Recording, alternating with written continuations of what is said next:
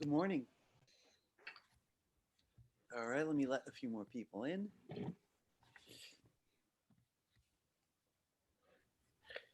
All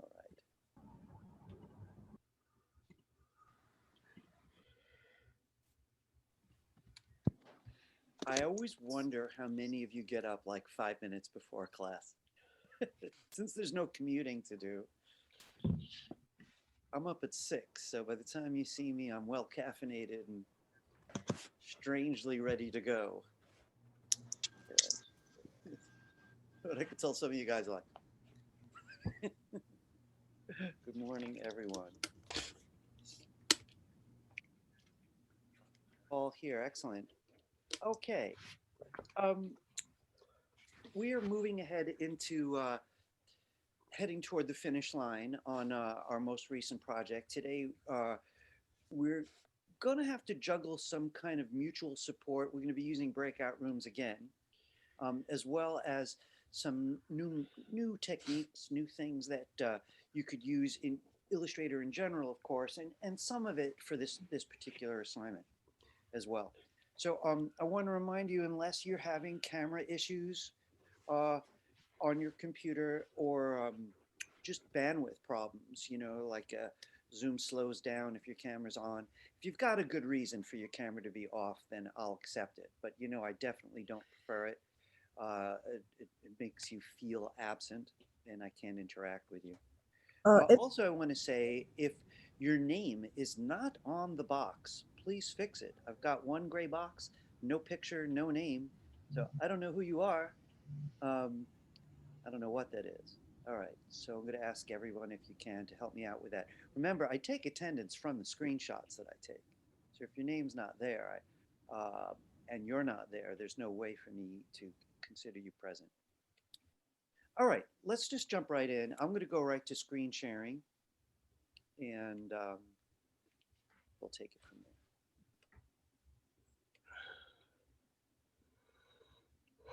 All right, so let's see what we've got here. There's the usual stuff up here, but I want to say about today's assets that you don't really have to wait for me. If you want to download today's assets early, you can. This is for a little bit more about the whole linking process. It's important and kind of nerdy, but you're definitely going to want to participate with me. That's Class 10 assets. I'm going to be getting my assets later, but they're here in the meantime. I mentioned last week that there's tutoring available. No big speeches here. I've heard pretty good things about it for anyone who would like tutoring for Illustrator or otherwise. Check out this link. Interesting. And even through Zoom, there's tutoring available. And of course, there's the playlist. I probably remind you guys too often about the option of doing revisions in my class, yet I am going to do it again. Um, I have to say, there's two good motives for doing a revision of a prior project. One is you don't like it, or you feel like you could make it a little better. That's the best reason. The second reason is you don't like the grade, and yet I've not graded that project. So I'm going to try my best to have it for you for next week. As it turns out, it's just not been possible for me to get to those grades yet. But anytime you feel the need to do a revision, all you have to do is go to the usual link, but then look for the revisions folder in there. Open it. Before you drop your revision in there, just make sure it has the original name of the project. This is wrong. There are nothing marked fall 19. That's my error. So it'll just say fall 20. The only thing is you have to add that V2. I'll see it in revisions, right? So I'll figure it out. But I'd rather you write V2 on it. This way I can't miss what your intention is. It's version 2.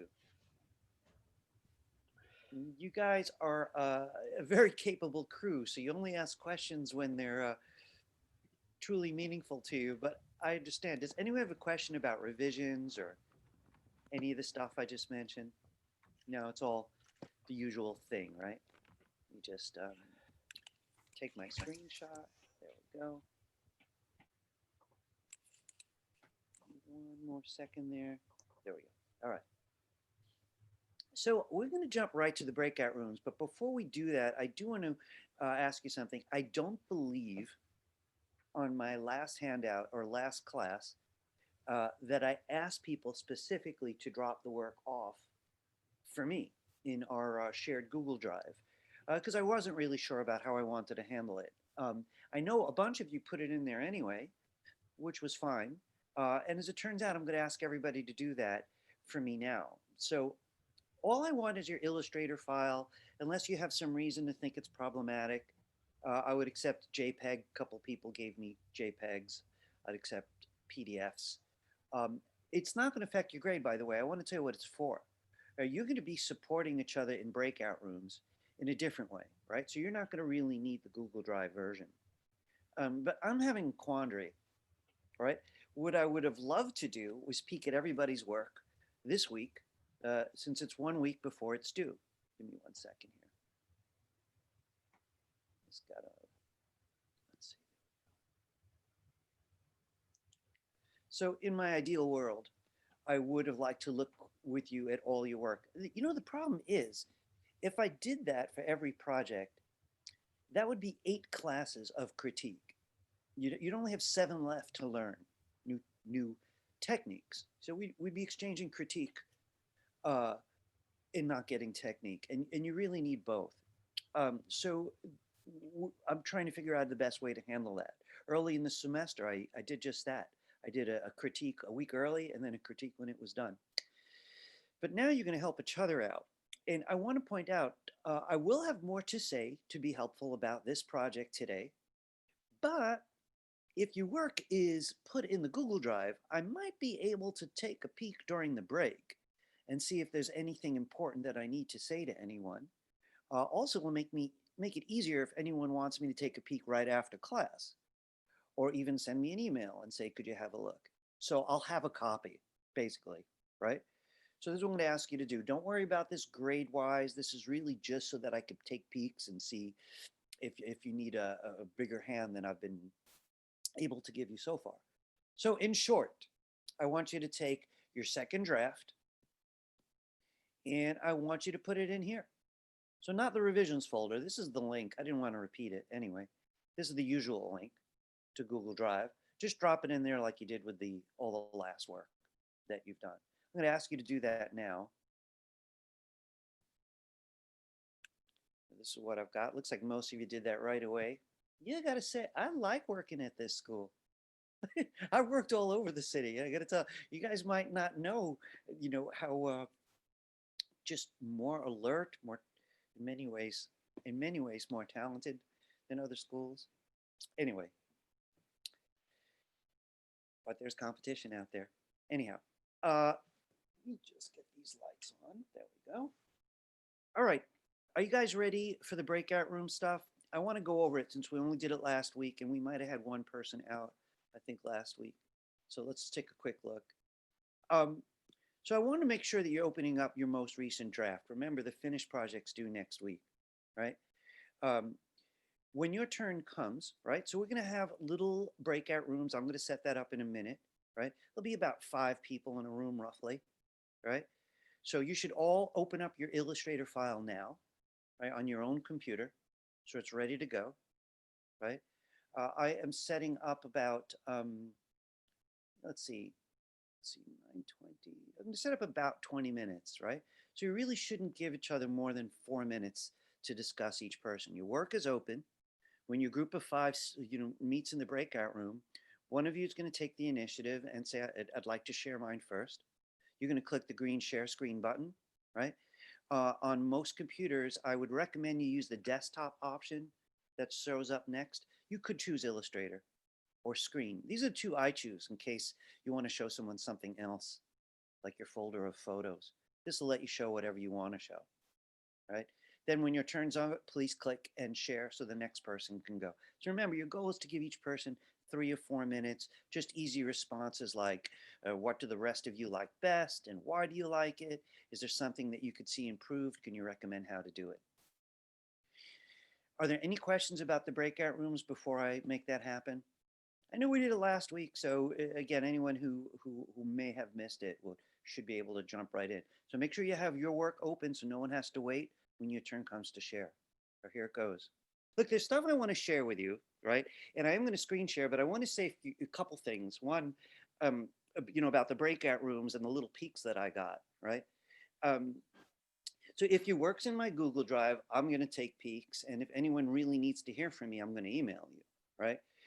If anyone really, really wants me to take a look right after class, I'm trying to arrange that, even though I have a class 1 hour after, and some of you have a class, right after mine. So I'm going to try to juggle what's in the Google Drive. Anyone who wants to stick around after for a few minutes to see what I can do. I want to tell you what I did see and what's on my mind, though, right? We're all focused on the rendering, trying to get each of these views to look good, and that's as it should be. But by next week, the page has to look good. So I want to say 2 things about that. Let me get the easy one out of the way. Make the background count. Make the background count. And that background could be a flat color if you get just the right flat color. I saw one person's where the flat color really worked, just the right one though. They didn't take it for granted. They probably tried a bunch. I saw someone else with a gradient in the background, and their gradient was just right. It made the whole page look better. So again, don't leave it white just because it's white by default. If white's best, be sure you've tested other colors so you know that's true. If flat color is best, did you compare it to a gradient to know if that's true? So again, consider the background. Here's the other thing. I've taught this project like only a year or two. It's a fairly new project here. And what we used to do is have all the sizes be identical because this was headed for production. So these renderings would help people produce them. So the side view, of course, is going to be the same height as the front view, right? Because that's the way objects are. The top view might look different, right? Because let's say it's a tall object and you're looking at it from the top, tall and skinny, that one view would look different. But usually the front, the side, and the back of an object are the same height, just like my hand would be in a row. So if yours is switching heights for random reasons, that's not good. So here are your choices. One way to handle it is just finish the renderings. So when you get there, move the different views around and scale them. Remember, you're an illustrator. So all you have to do is select a view to change its size as often as you want, right? So please keep that in mind. They should not change size randomly for no reason. If you have a reason that we could see and feel, I'll probably be open-minded about it. So I want the design to look good, and I don't want random changes in size because that's going to be very distracting to your audience, right? So consider that and consider backgrounds. So folks, I do have more stuff to show you today, and I'm going to have to move ahead. So let me get to my screen sharing. This is partially for everybody and partially just for me, all this looking at the handout during class to make sure I don't go off on too many tangents. I want to say a little bit more about patterns, which we started last week.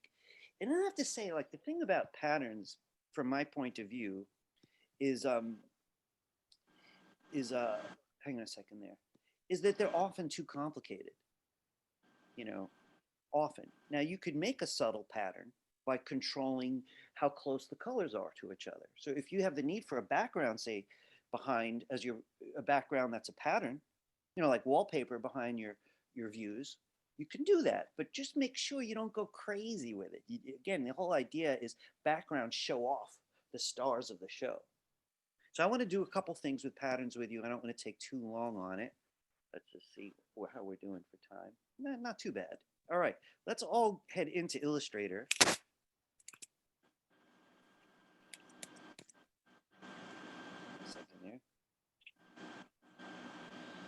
And I think today the actual size of what we're working on for this little this little exercise together, it's really up to you. So here I am in Illustrator. I'm going to do File Menu New. I'm probably just going to File Menu New. I'm probably just going to use a letter size document that's upright, but I'm not too picky about it. Just get yourself a blank page. What I'd like you to do next is I want you to get the oval tool. I'm just cleaning up a little after myself.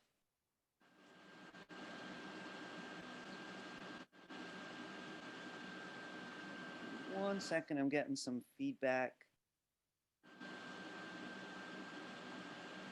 Let's see what's causing it.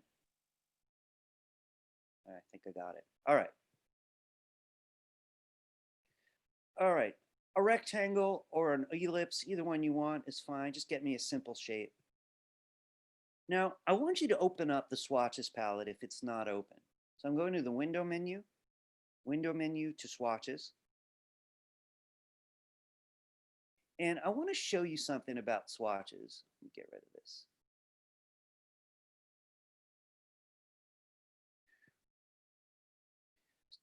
All right, first off, make sure your shape is still selected and that the fill box is in front, right? We're not talking about the outline, not about the stroke. We're talking about the fill. And the default swatches just has these two patterns, and they're both really loud. There may be ways to use these, but they're really rather loud. I want to show you something I didn't show you last week, right? Could you go to the bottom left corner of the Swatches palette? Now, we got a look at some point at some patterns, but I want to show you something else. If you come down to the patterns palette, I was pushing these on you, basic graphics, basic lines. And again, if you're missing this, the lower left corner of the Swatches palette and many palettes opens up libraries. So these are swatch libraries naturally. And I'm going right down to patterns. So basic graphics I pushed last time I saw you. I want to go to decorative right now. Let's try out Decorative Legacy. So here's a whole bunch, and I'm going to say a couple things about it, not much. Just, try a few, right? They're all really loud. This one's a little quieter because the colors are closer. It's busy in terms of shapes, but the colors are not high contrast, so it could sit behind objects. I want to point out a couple quick things about this, though. The likelihood of you finding one you love here, to me, seems slim, only because I never do. Like I look, but I almost never find anything that I want. So if you click the arrows at the bottom, and again, this happens anytime you open up a library, it lets you skip through libraries from there. I wish the Swatches palette had these arrows, but it doesn't. Once you open a library, you could switch to the next. So I'm in this pattern set called Vonster. That's just the company that made them. And you could see, interesting, this one has transparency in it. I don't know what I could do with these. I'm going to show you something quick, and if you want to join me on this, try this out. I want you to get yourself another shape. I'm going to use a rectangle, and I'm going to put a big rectangle over the first one. That's on top, and it looks very confusing because they both have the same pattern. I want to take the one that I just added and give it any other color. Something I sometimes do to quiet down a pattern or to quiet down just a crazy background, a forest or anything too messy, right, is I'll put what I call a veil over it. And I mentioned this idea last week, but I didn't go very far with it. What I'd like for you to do is notice something with me. So you got your box on top. You have a look at the properties palette. Now you usually have the properties palette out, right, on the right? And if you don't, please open it. It's probably the most important palette. Window menu, properties. But I want to point something out. It's telling you what the fill is for that selected object and the stroke, but look where it says opacity. Could you click the word opacity? Now, this is a version of the transparency palette from last week. So some people like to get it from here and just ignore the transparency palette. I could click that word again to close it. Some people prefer to go to the window menu and get the transparency palette itself. It looks almost the same. And at the moment, I'm not really clear that one is better than the other. So I don't really care which way you do it. My point right now is this. Yeah, I could just lower the opacity like that. I'm not sure I like it, but I don't know. It is kind of subtle. It could be just right, with the things in front of it. I want you to raise your opacity to 100 if you went down, because I want to point out one more time something about blending modes. Now, to get at blending modes, you do have to click opacity here or open the transparency palette from the window menu. Because this thing that says normal. And who remembers what normal is anyway? Where's that? Anyway, let's click that, normal. And I'm going to try multiply. I use this one a lot, right? It's one of the most popular blending modes, right? It will definitely absorb everything into that blue, but it prefers dark colors. So if there's blacks, you'll see them. If there's whites, you won't, right? So multiply is a darkening way of setting a veil in front of something else. I'd like you to switch over to screen. That's the opposite blending mode. You know, it will also absorb it into that veil's color, but does its own weird math to figure out how it does it. This one doesn't like blacks, but it's okay with whites to some degree, right? It's a lightening mode. Multiply makes things darker, screen makes them lighter. I'm just mentioning that the hits for a minute. I also use several of these. There's another set that's not as obvious: overlay, soft light, and hard light. I'll often compare all three because they're similar. So this one here is overlay. The yellows are just too bright on this one for me right now. Here's soft light. It does look different, but I'm not feeling it. There's hard light. That's interesting. You know, so far for me today, if I was going to use that as a background, I might just go right for this, right? So folks, I want you to just pick one right now, any of the blending modes, right? And I want to point something out. If you're using the transparency palette, you could leave it out. But if you're not, go to the properties palette and click that word opacity here, not the one with the number next to it, this one, you know, behind it, to put it away. I'm combining subjects right now, right? A little patterns, a little blending mode. I'm moving back and forth. I want to talk about managing all of this. Like, you might have several hundred shapes in one illustration, you know? So like, are you even going to remember? You know, frankly, I get crazy with this stuff. I'll have 3 or 4 blending modes on top of each other, you know, whole stacks of objects, and it gets pretty maddening. So how do you trace all of this? I want to show you my favorite way to get a handle when I feel lost, right? All right, so make sure you still have that veil selected. Oops, hang on a minute. Right, so this is what I'm calling a veil, this big bluish box. And I want you to go to the window menu and open this palette called Appearance. Now, the Appearance palette is pretty straightforward on a straightforward illustration. It gets pretty complicated on a complicated illustration. So I just want to tell you what I have to say about it. I generally don't set strokes from here, but I could. You know, there's stroke weight and here's stroke colors, right? I'm going to leave those. I generally don't set fill colors from here, but I could, right? It's got the Swatches palette. You know, I'm used to doing it the other way. But if either of these are open, I'm a little afraid of you using this. This is going to be the opacity of just the stroke, just the outline. I'm not going to touch that. I'm going to fold it back up. Same happens for fill. Now, I've never been in a situation where I wanted just the inside or the outside to be transparent. So I'm not a big user of these. I'm going to fold that one up. This is the one that I use, right? So this is a way to say, oh yeah, wow, look, I did use opacity. I mean, it's at 100%, but I set it to hard light.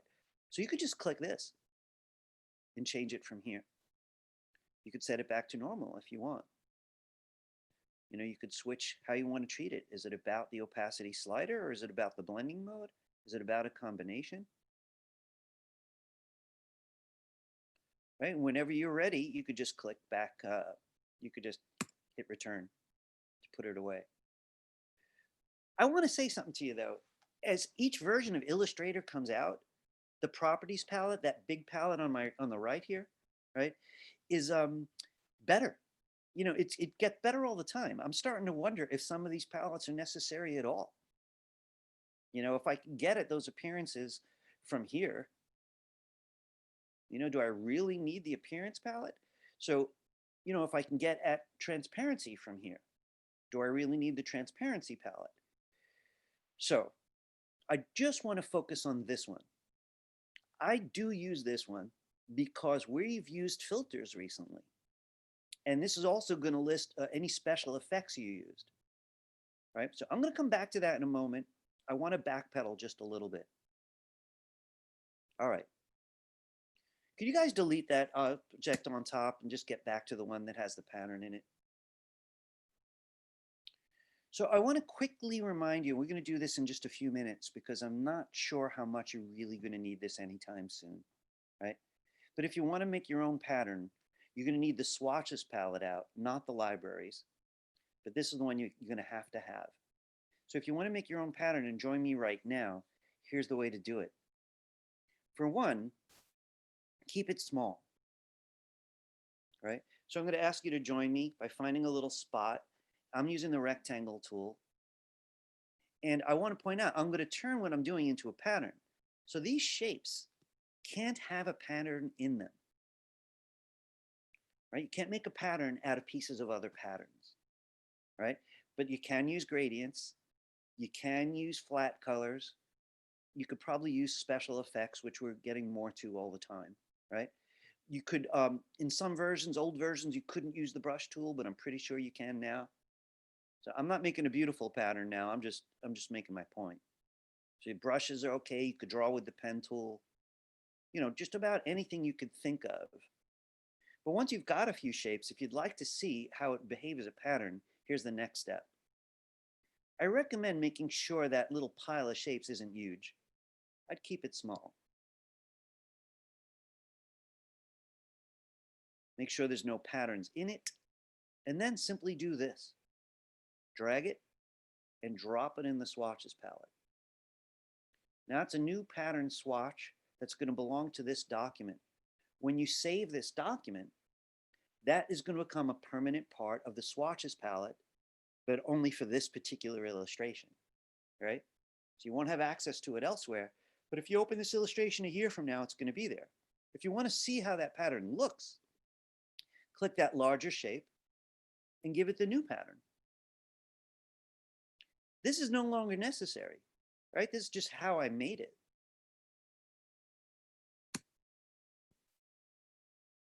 One thing that's interesting about the pattern that you just made is the background is transparent. And I kind of love that because I'll often play this game. I'm going to make myself a big shape, fill it with a flat color and send it to the back. So I could keep on seeing what this is going to look like on different colors. All because this is not white. It's empty.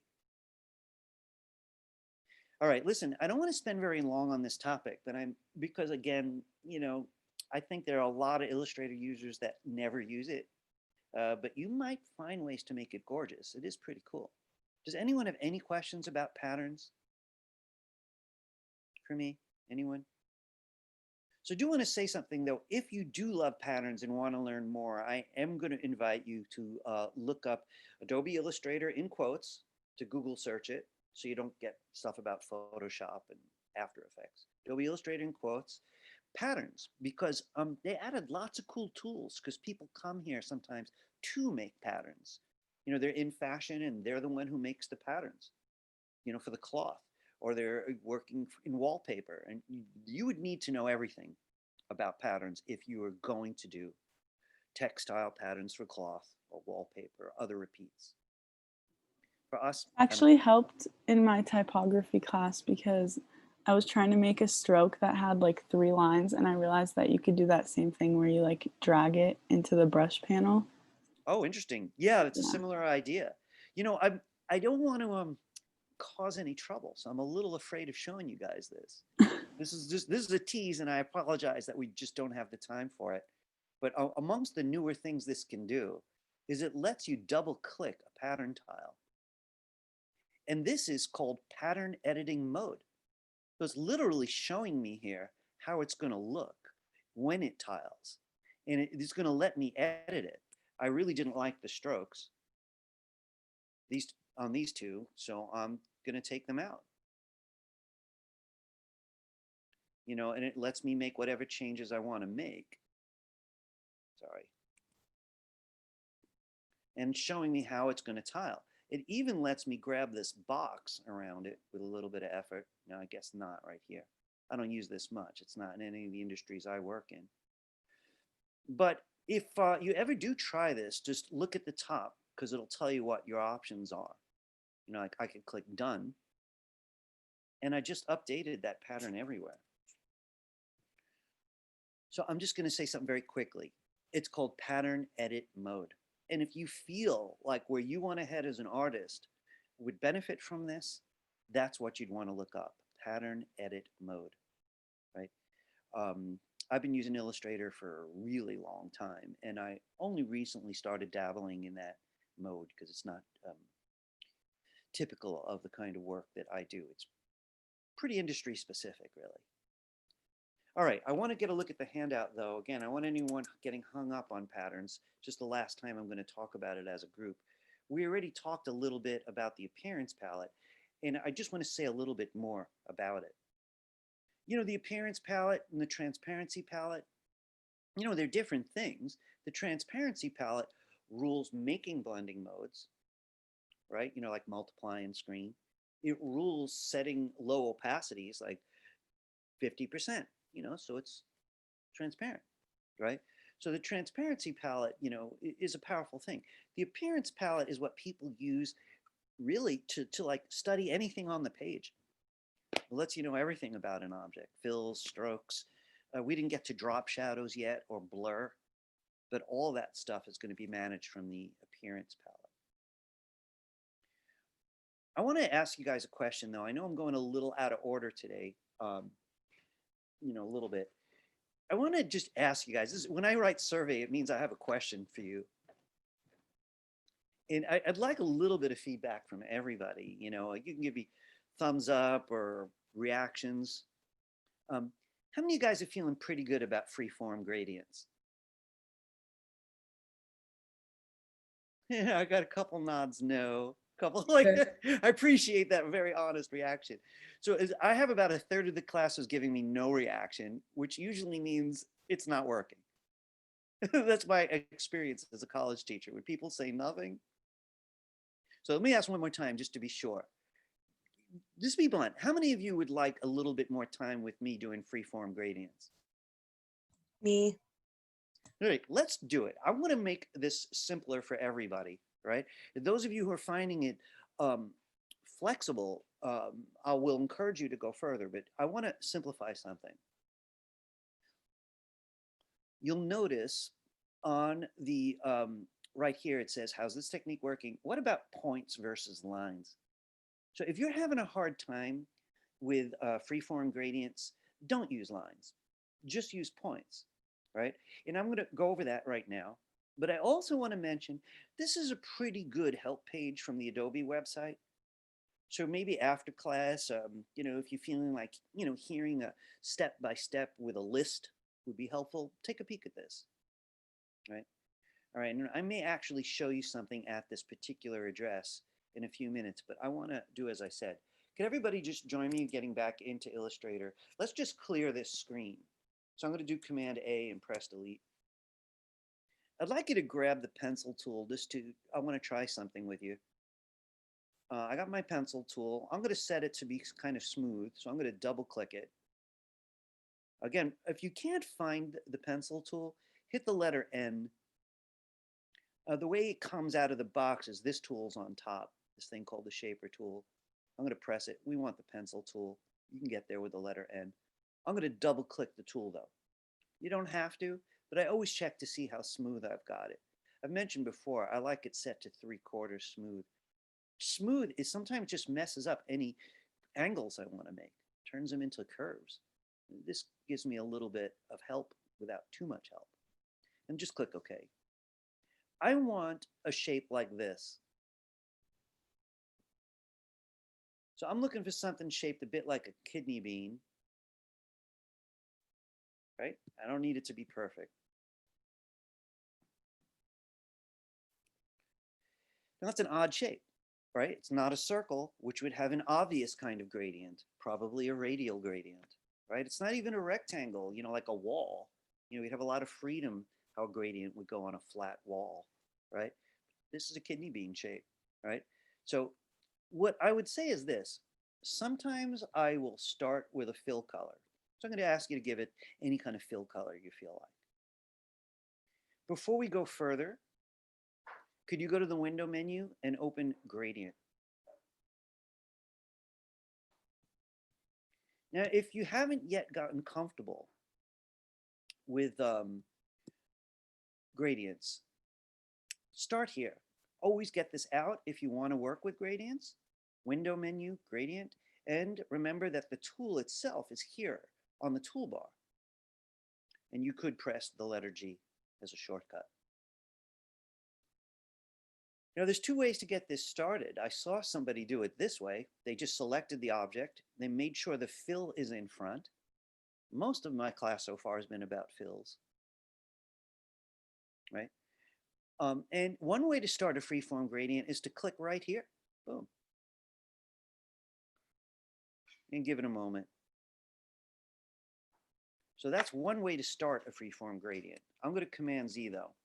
The other way is with the gradient tool, right? That's the tool from the toolbar. Just click inside. All right. Now here's the thing though. If you use the click method, like I just did, you have to look on the gradient palette to see what type you're in. It might just use the last type that you used. This is linear, this is radial, and we talked about those a lot. This is the one that's on the table right now, freeform gradient. So one thing that's incredibly weird is I have no idea how it picks these colors. It seems to completely ignore anything that I've been doing, which is just really bizarre. I don't mind it though, because the tool's so great other than that. I do want to check on one thing though, because we were just playing with blending modes. Last time I saw you, I mentioned that on my computer, when I use a blending mode, the next drawing I make has the same blending mode. And it wasn't that way in old versions of Illustrator. And then a couple of you said, well, that's not happening to me. So I looked all over the internet to see if it's happening to anybody else, and I couldn't find a single article about it. So I'm going to check. I got this object out. I'm going to get the appearance palette out because that's how I check on objects. And I'm looking down here and it says opacity default. Good news. You know, if it had said multiply or screen, I would have clicked here and fixed it. But it's already normal. Yours is probably normal too. So let's get back to the freeform gradient. When you're in a freeform gradient using points, the whole idea is to click a point, move it, then double click it to choose a color for it. You hit return or enter to accept it. Anytime you want, you could click it. Notice it gets a bolder circle around it. So you could click it, move it anytime you want. You could double click it to get the color. Now I want to say something about this double click to get the color. Not everyone likes it because it kind of hides your drawing, which is really kind of irritating, right? So I want to show you two methods with this approach and a plan B, right? So in this particular approach, you double clicked it to open a palette here. Please remember though, you could use this one for the sliders, this one for the swatches. Sliders, swatches. And even the sliders, you might remember we were messing with this menu in the past. This semester we're using CMYK. But they're all pretty interesting. I'm sticking with CMYK. This tiny little menu lets me make that choice. But I could choose colors from here,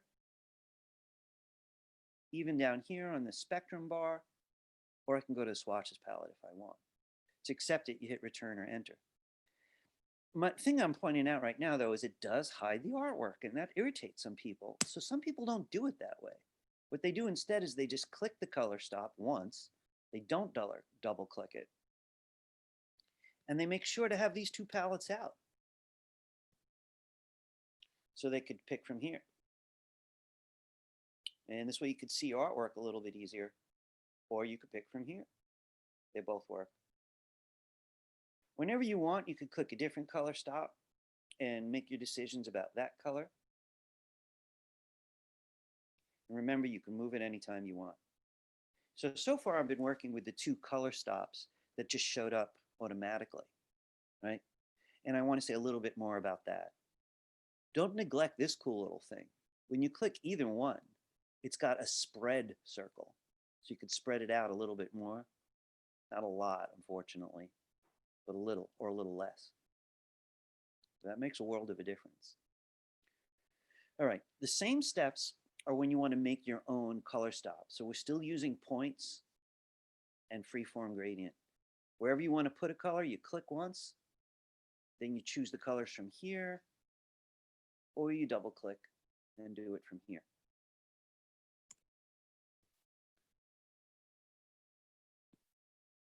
I'm making some quick changes. I added another one down here, and I'm choosing dark colors. So the color slider is one of the first things we did this semester, and I said all along it was my favorite. All right, if you want to delete one, you simply click on it and press delete on the keyboard. I like that one, so I'm going to bring it back. So this is what I want to say. The lines feature is a little more complex, right? And some of you are going to want it, some are not, right? I want to show you one way you could learn more when your teacher, when your tour guide is not covering a subject you wish I would stick with. You know, guys, I got to tell you something though. I get a total of 45 hours with you, right? And I would say of that 45 hours, at least 15 is critique, at least, right? So I'm left with 30 hours. No school I've ever worked at had 2 Illustrator classes. It drives me nuts because I really want to have Vector Graphics 2 available for you, because we would just go to town on it. So I have to pick really carefully how I spend my 30 hours, right? So I'm not going over lines right now. I'm sticking with the feature called points. Does anybody have any questions about that feature? Was it helpful to anybody who needed a hand today? I want to show you guys one more way you can help yourself. This is one of my favorite ways to get help from Adobe, right? So have a look at this with me for a second.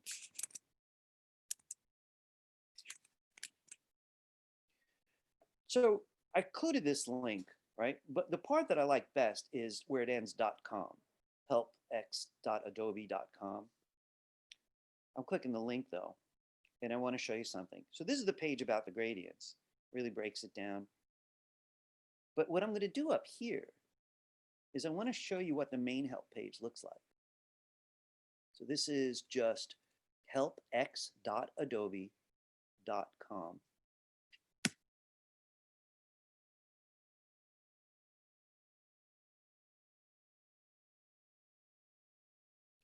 It's funny, this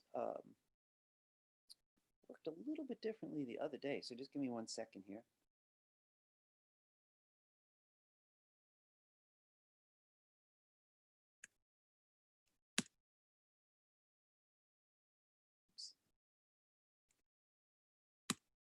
I don't know if they just made a change or what.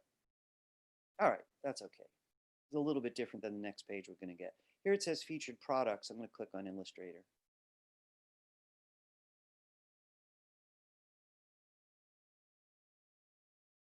And here I can get to search Adobe support.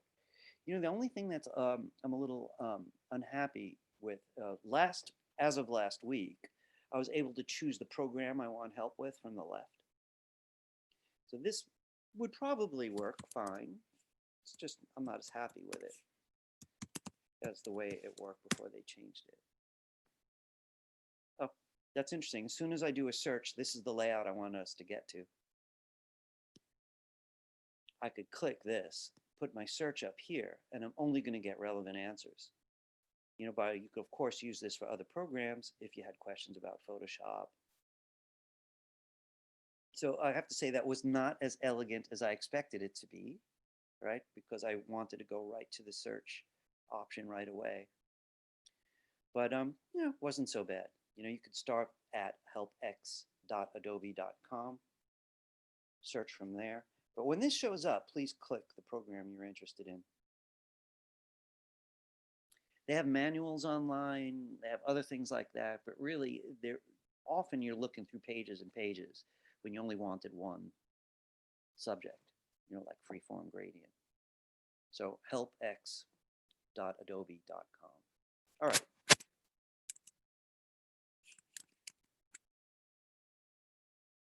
Let me just get back.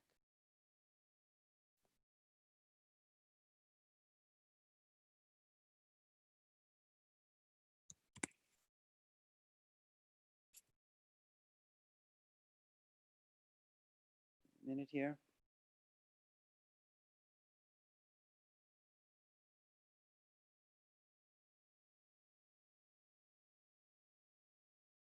I think I want to, let me just double check on the time here for a minute. I want to do just a little bit more and then take a break. Let me just think that through. Do I want to do it that way?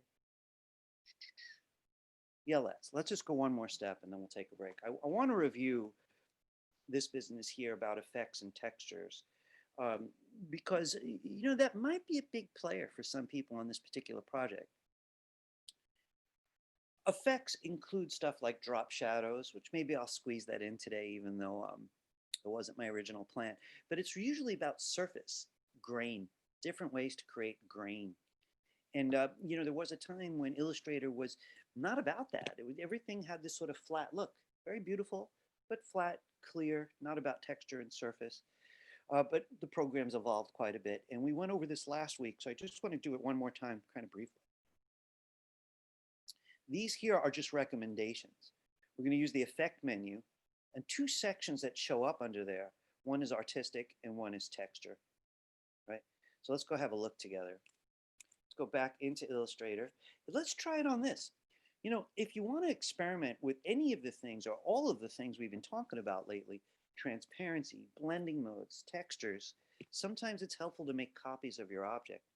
I'm going to option drag a copy of that kidney bean looking thing. Now I'm going to come back to this one. All right, option drag or alt drag a copy. Go back, select your original, right? And hey guys, can I ask you to verify something for me? Am I recording still? At some point, the little alert that lets me know I'm recording. Yeah. Still recording. All right, so select that original object. Let's go up to the effect menu. I want to point something out. We could go straight to the effect gallery. It's a quick way to get at all of these, right? We're focusing mostly though on this artistic section and this section. It's called texture, artistic and texture. Let's take a quick peek though and go right here to the effect gallery and see how different it would be. So even if you go right to the effect gallery, you see the same sections we were talking about last week laid out. Right, so the ones I'm focusing on, as I said, is this one, artistic. I'm going to fold that up. And this one, texture. Let's take a look at artistic first. So when you look at artistic, you could click any of them to get a peek at what it's going to do. It does take a lot of RAM, and if your computer's feeling slow, you might not like this. You click through them, and some of them are just, you know, a little less than thrilling, if you ask me. I like this one, though, film grain. So when you click on film grain, you start to see the grain. By the way, if you're far away, zoom in. I use Command plus a lot or Control plus, but there's even little buttons down here in the lowest left corner. Make sure you can see what you're doing. So I just chose artistic film grain. I'm going to up the amount of grain. You could see this is just very, very useful. And I could play with highlight and intensity. I'm just suggesting this one because a common surface, plaster, lots of different kinds of cloth, you know, brick. Let's see what else here. I gave you a peek at plastic wrap last week. I really feel like taking that one off the handout. It's not quite as useful. The other one that I focus on the most is this one called sponge. It's just a different kind of grain. So I'm comparing film grain to sponge. And you really do have to play with whatever options, because it's always going to be different. Last week we tried this on a flat color. This week we're trying it on a gradient.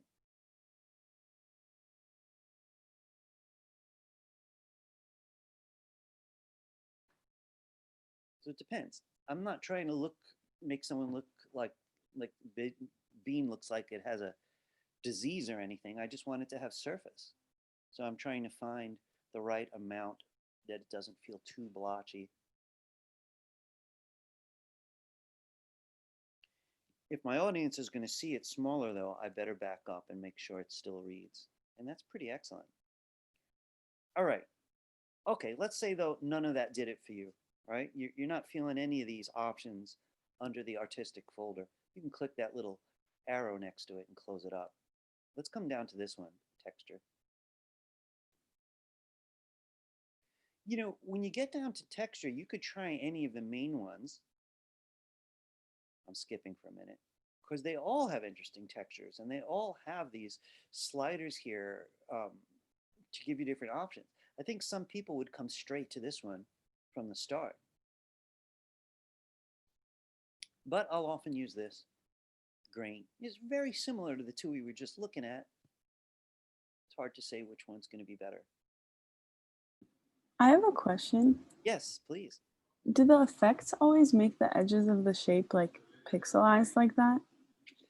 You know, that can really be a problem, and I've been asked that before. You know, one thing that we just did not get to, it's kind of driving me crazy, and is masks. Mask is when you take a shape and put it over other shapes to control where their border actually is. So one way to get rid of fuzzy edges might be to put a clean shape on top and make a mask. I'm very tempted to show it to you now because it's such a good question, you know. You know, I also kind of wonder if we had a stroke on, could I run these filters, these effects just on the fill and keep the stroke clean? So there's a lot of questions that I have about it, to tell you the truth myself, even though I've been using this for a long time. I tried that and it didn't work. The stroke was still fuzzy Really? too. You know, though, the way I'm thinking would be to see if we could do it by using the appearance palette, which seems to have more control of whether you're working on fills or strokes. It's pretty advanced stuff we're talking about. Masks we have to do, so I might just squeeze it in today. And maybe Adi, that'll give you what you want, Carly also. So let's take a quick peek while we're here, though. I just want to mention something. So this grain is also obviously very useful, but sometimes I think this is my favorite of all. So go right to the texture folder, right to the one called Texturizer. What I like about this one is this little menu, which gives me 4 very useful types of texture that you're kind of familiar with. There's like a brick-like surface. Let me see if I can make this easier to see. Right, that's a bit over the top, but you can see what I mean. Burlap, I find this one particularly useful. I don't really like the way it tiles, though. You could kind of see it repeat. Canvas. Now that's just awesome. I know I got a couple people doing sneakers. I don't know what kind of sneakers you're doing. My kids have this sort of surface. And then at the bottom is sandstone. So in a weird way, I think I get a lot of mileage from canvas and sandstone. So I don't want to say too much about this. You guys could keep this open. I just want to point something out one more time. So you just select the object, go to the effect menu, and if you know where you want to go, you can go straight there, right? So here's the texturizer. If you're just not sure, go to the effect gallery. If I'm overwhelming anybody, you want texture, you just don't want that many choices, then I'm going to say, go right away to here and choose the texturizer. And just play with these. Now, I'm not getting very fuzzy edges here, and I want to see what happens inside. So I'm going to okay this. I'm going to zoom in like crazy. And only when I'm zoomed in do I see any kind of compromised edge on this one. I'm going to see what happens if I take the stroke off. Here's with stroke and none. And this one's clean as a whistle. So, you know, one thing that I think has thrown me, because I get this question every semester about the fuzzy edges, is what's really causing it? You know, is it just some of the filters that do that? You know, are a lot of you guys having problems with fuzzy edges? I'm not sure. Yeah, I have the same issue. Really? Are you having it right now on this exercise? No, but on the, like, I'm doing sneakers, but I think because it's not closed, maybe. That's a good theory. I don't think an open object would cause fuzzy edges. It would cause all kinds of other trouble. You know, really depends on your goals. I don't want to generalize. But it's interesting thought. No, I don't think that's the cause. Do you happen to remember which filter you used? Which effect, I should say? I think I used film grain. Film grain. I'm gonna change this because I want to see something here. Oh, by the way, since I've been bringing it up a lot, check out what my appearance palette has to say when I select this object. It's telling me that I've got the texturizer on. It's pretty interesting. To click that. I could have gone right to the menu. If you're feeling overwhelmed, you just go back to the effect menu. I just want to point out why I like appearance. I'm going to leave this, and I'm going back to artistic, to film grain, and I'm going to up the grain. Oof. And I'm just going to accept it because I just want to see if I'm also getting the fuzzy edge. And I'm not. I'm getting a very clean edge. So the few of you who are having this problem, if you wouldn't mind, try to take mental notes of anything you think might help me investigate for you. You know, because I'm not successfully replicating the problem. I think I for me, just my object was too small, possibly because because I'm also doing sneakers and I had a piece of like my laces.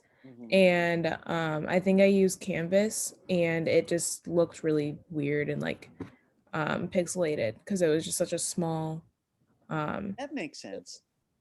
You know what else, Carly, that I really don't know enough about. Like, listen, folks, I got to be blunt with you. Like, I'm like pretty much all art kind of guy, right? So it's either making it or teaching it. And I don't really consider myself a technician. And God, when someone says, "Oh, Ira, he teaches computers," I cringe. It's like, no, I don't. I teach any tool, you know. But I wish I did know a little bit more about the hardware side of this because I'm having a crashing issue lately that has something to do with Freeform Gradient. Um, and I just want to show you guys something. I don't want to get crazy with this. Give me a second though. You know, the view menu actually has several ways to view. So outline is when people are just working with line and they're like, you know, I want to save all my RAM. You know, my computer's touchy, so I don't mind working in line for a while. So they come to the view menu and they choose outline, right? View using CPU is something I want to read more about. So that's really nerdy for me, you know, but it's definitely, you know, using the engine of your own computer.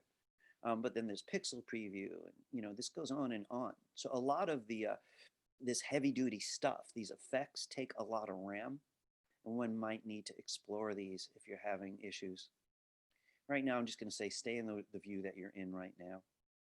I'd like, if you're in the effects menu, I'd like you just accept what you have and come back.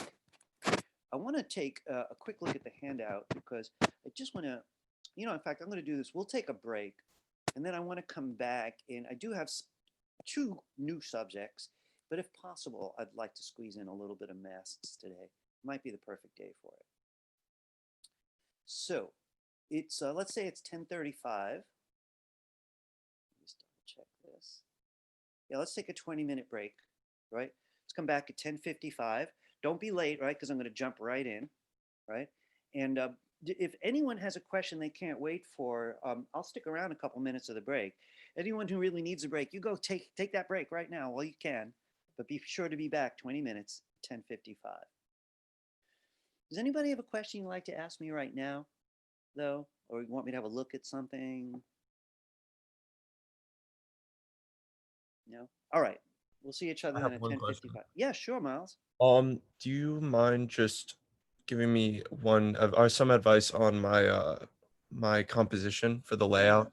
Very happy to do that. I'm going to stop my screen sharing. Do you want to share on your screen, or should I just go to Google Drive and open it?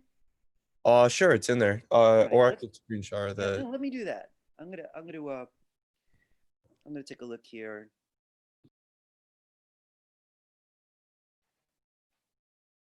Oh yeah, Miles, this is sort of killer. You know, in general, I just want to say it has a lot of impact. My first thing, I did get a peek at this morning. Um, I'm really wondering whether that white background is helping you or not. I mean, you Yeah. got so good with gradients, you know, that I would really try some, any variety of things back there. It is possible that a red and gold gradient would be killer back there, or it could be anything, you know. So there's that. So, you know, I'm going to say something about that question about your composition.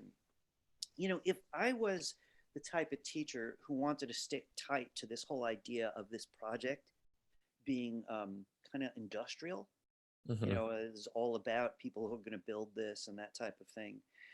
Yeah, if I was, then these four would have to be the exact same height. You know, like I said, the top view isn't necessarily the same, and you know, but I personally don't feel that need. I don't find. I do like that you chose, and I'm the teacher, I'm the tour guide in this section, so I get to give you license in this. Artistically, I think it was a great choice, giving me the front view larger than the others. You know, he's like looking right at me. It's just very, very compelling. You know, and you know, also gives me some scale on the page. I got one huge object to make the other three look smaller. So I definitely advocate for that. These are pretty well designed. Do you know as a fact that I've got the 1/2 inch margin? Yeah, it does have the 1/2 inch margin. I put in the rulers. So I'm just gonna say, Miles, here's my initial question, because I don't want to teach or bluff you. I want to be very frank. I'm happy with the design, and yet I know inside if it was mine, I'd probably move things around 100 times to see if any design's better, Yeah. or make a copy of the file, keep this one safe since it's so good, and just go crazy with the copy. Yeah. Because I don't have anything for you right now, but the few things that I have that make me itch a little is so the one on the left is really strong, as I said. These two on the right are behaving sort of as a unit. So, like, you know, one argument would be that maybe the top edge should dominate both. So, like, the top edge of this would match up with this, and the bottom edge of this would match up with this. Right? That's one way to look at it. And then I'd figure out what to do with this guy in the middle to make it, like, you know, matter more, because right now he doesn't have the virtue of size or the virtue of being, you know, this comparison. But you know, I have to ask you something that I don't really understand. So this seems to be the angle view. This seems to be the front view, right? This is the top view. Is this a back view? Yeah, that's the back view. I see. So you chose not to give me a side view. Oh, I apologize. I thought it was front, back, top, and then angle. No, Okay, no, I'll it do the was, side view. yeah, it was front, top, and side. Okay, cool. And you know, I have to tell you, I think on yours it's going to be more interesting anyway. Do you want me to do the side view? I can do the side view. I Hey, messed up. can I ask you something? Yeah, what's up? This is literally you and me talking about this. Yeah, the assignment is 4 views. You did a really good version of all 4 that you have. So maybe I should change the rule just for you. Give me a side view. This way you can have a stack here. Yeah, that's true. So then I could utilize all of them, right? That's right. You know, who knows? Maybe the big one would go in the middle in that case. I don't know. But it just sounds like a tremendous design opportunity. Yeah, no, I totally agree, because then it could be paired into 2, 2, 2, or actually, sorry, 1, 2, 2. That's what I meant to say. Exactly. Or 2, 1, 2. You know, if Yeah. you want the big one in the middle. I don't know that that's better. I'm not really saying you should. I don't think Tony Stark would do it that way. Yeah. But maybe he would. Let's do it. You know, or Elon Musk. I don't know. Anyway, but the also see what you can do with the background. See what comes up. Simple is fine, and complex is fine. I don't really care one way or the other, but it has to really flatter your views. Okay. Thinking about maybe doing like, or someone in my group recommended maybe like a blueprint like background. Ooh, Like that's that a would be great idea. Yeah, and like throw like Stark Industries or something like that on it or something. Wow, that is a pretty strong idea. Look, Miles, you're headed toward an A on this. So Thank you. really, like, how far you go at this point is really up to you. I could tell you're driven, and Thank you. you know, I really respect that, and talented too. It's a beauty, really it is. Thank you. I appreciate that. So yeah, run with any set of those ideas because you're in good shape. Cool. Sounds good. Thank you. I appreciate it. My pleasure. Professor, Yes, some advice on my piece too. I'd be glad to. Yeah, do you want to, Miles? Do you want to turn off your screen share? I could probably do that from my side. You have it. I think that's you. I have it. That's funny. Sorry. Good. I'm gonna stop mine. All right. Yeah. Do you want to, was that you, Alessandra? Yes. So you want to, is yours in my Dropbox also? Yes, it's All also right, great. yeah. All right, let me go get that.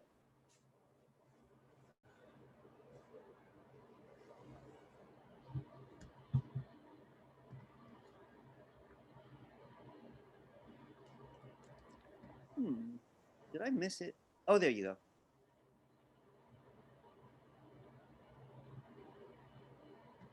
So, this there the object is pretty good. It just needs, they all need more rendering. I mean, the gumballs in the machine are just ovals floating in space. So I'm sure those ovals would feel, more spherical, than they are. I mean, not a true sphere, right? More elliptical, but dimensional, right? This is just more like a graphic symbol of the gumballs, as well as the white of the glass, which just feels like a flat white. So I'm sure your photos have more, information that you could try to imitate, to just really get in there. The base is looking better. This is the strong point right now. I love the little gleam on this one. Mhm.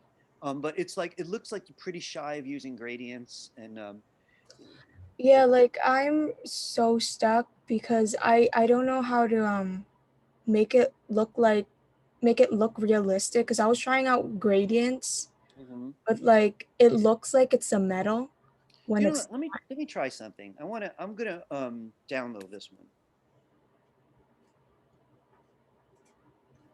and I also tried using the mesh tool, but it's so tedious because I have like so much detail with like the candy and I have to do like each one of them. Right. So, like I'm not sure that the mesh tool is gonna make this any easier for yeah. you anyway. So I'm gonna get a look at your layers. Hmm. Let me just put some stuff. I'm just gonna add these two. How about that? There we go. And I'm gonna get your layers out. So uh, this is not particularly thought out layers, right? So like it looks like you're skipping instructions, because your photos were each supposed to have their own layer and be locked. And so that's not going to make your life any easier. You do have the background, which is nice, on a layer, but now I'm going to have to kind of go through these and figure out for myself what's going on. I'm going to focus on this guy for a minute and open up that layer. Professor, are you sharing screen? Oh, I thought I was, and you waited till now. I keep talking, and you waited till now. Okay, I thought I was, and I'm not. So give me a second, figure out what's going on.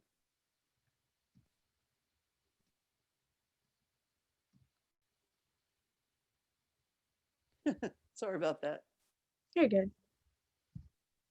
All right. Do you see? Yes. All right, great.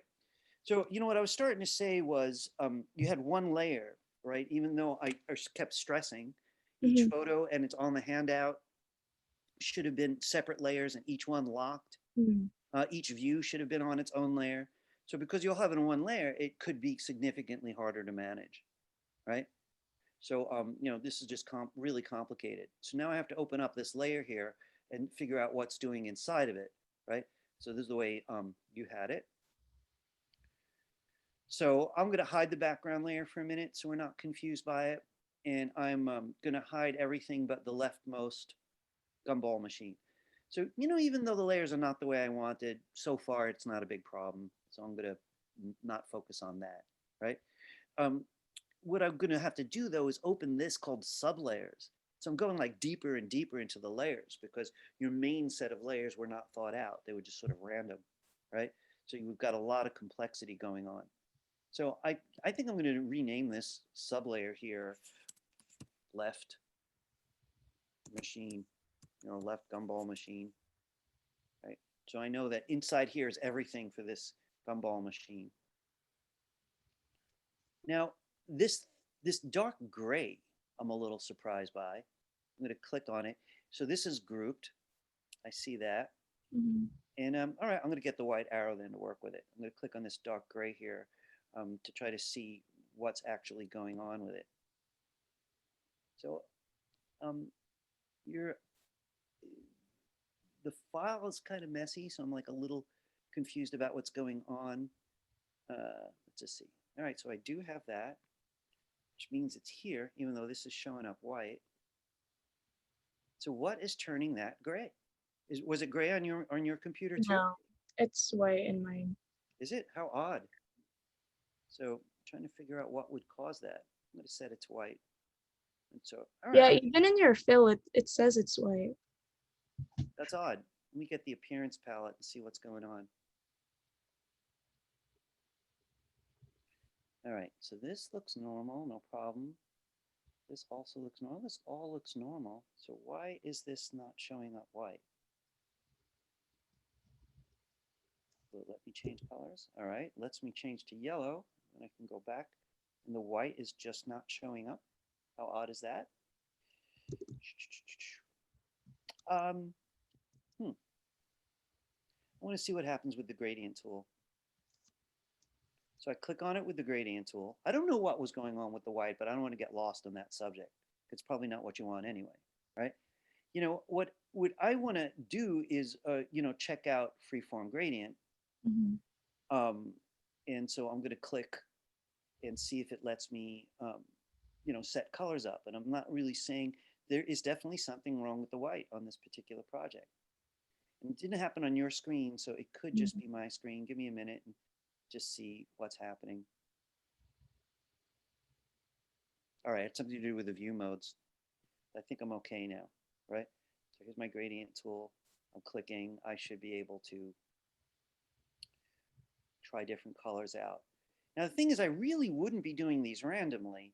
What I'd want to do is, and it's already starting to look better, right? But I want to check out your layers one more time because I want to see the photographs, which should be on their own layers, I was saying. Oh, my photo, because the thing is, when I did this, it's in a separate, my photos are in a different artboard. This one is like just a compilation of those. So I thought you didn't want the photos in. Well, let me ask you something. Did you trace the photo or did you just look Yes, at it? I chose the photo. You did trace it. Yeah, so no, I for the final project, I would ask you to take the photos out. I'll discuss that later today. But today I need them because I can't give you advice without seeing them. Okay. You understand what I'm saying? I'm just flat out guessing. Uh-huh. But we're not going to have time really for you to do that right now, right? Because what I would probably be doing if the photo was here, right, would be temporarily assigning transparency to these so that I could see the photo, right? So here, let me get the transparency palette out just to stick with the kind of methods we've been using. Here's my transparency palette. I'm going to just pop that in here too, right? Because I could lower the opacity down and I'd be able to look at the photo and see what colors I need. Come back as often as I want, add color stops to imitate the photo. Does that make sense? The other thing that I want to point out is this. If I click any of these objects again, I could go ahead, use the gradient tool, and I'm just sort of guessing about what's likely, right? So here I've got these color stops to work with, and I'm just gonna, randomly make some points about it. And I could, start giving it some dimension.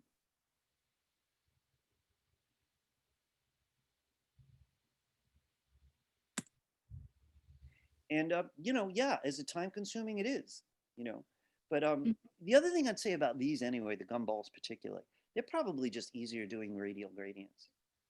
Sorry, I accidentally selected the wrong object. Give me a minute, someone's at the door. Come back here, see what just happened. There we go. I accidentally clicked on something else, but I'm gonna click this. And I just want to see there is something weird going on. There we go. There we go. And I'm going to choose radial. Radial's so much easier. You know, so it's like these are too small to get crazy with it. I'm just going to, you know, set simple colors.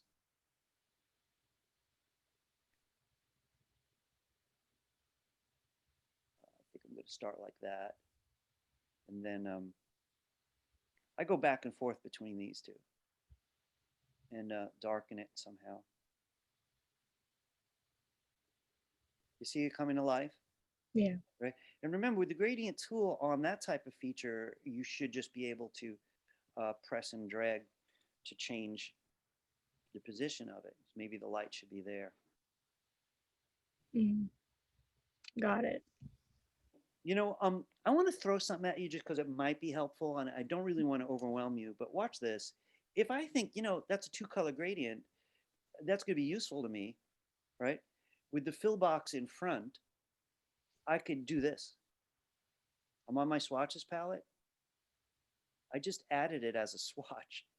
And why would I do that? I might literally take a bunch of them, you know, give it that gradient, Yeah. then go back and change the colors because it's just 2 colors each. Yeah. You know what I'm saying? So that might be good. Can you show me again how you added the swatch? The color. Yeah, the color. So any object that's selected, you could save its color. Just make sure the fill box is in front so it knows you're not talking about the stroke color. Mm-hmm. And then on the bottom of the swatches palette, it's a little plus sign. Oh, okay. Yeah, Got you just click it and it just shows up. So really, I think you're going to need to get those photos back in place. Yeah. Work a little with transparency on and off so you can see what it is you're responding to, but you could see the difference already. Mm-hmm. You know, what's happening in there. You know, again, I feel like people embrace layers to different levels. This one was really just flat out winging it, you know, in terms of layers. So you could see I had to dig really deep. Mm-hmm. You know, I get the feeling that you're getting around them, but if not, I hope even just looking at the layers helped. So I didn't get overwhelmed. I hid certain things. You know, I found one to focus on. Then I opened up its little arrow. Since you group them, which makes sense, they're easy to move around. Yeah. I was using the wide arrow a lot. Alessandra, do you remember this though? If you double click on a group with the black arrow, I'm in symbol editing mode. Yeah. So I could work The on that one. isolation mode. I think the way isolation mode, right? Sorry, that's a different program. Isolation mode. Since you have these groups, that might be great for you. You know, just pick one of the groups, double click it with the black arrow. It's easier to select the parts. Yeah. You know, then when you're done, leave, go up to the top left, get that arrow. Hey there, kiddo. So I hope that helped a little. Yes, it did. Great. Thank you so much. You're welcome. So neither one of us get a break. Are you okay with that? Yeah, it's fine. All right. I want to just get everybody up front again. So I'm sorry about that though. That took a while. oh no. Don't be sorry about it. You know, I gotta say something really, like, I really love teaching. You know, I love it because I love making art, and I just have so much to say about why being creative matters so much. You know, I have so much to say about it that if I had classes of 6 or 7, I'd be spending loads of time with each person.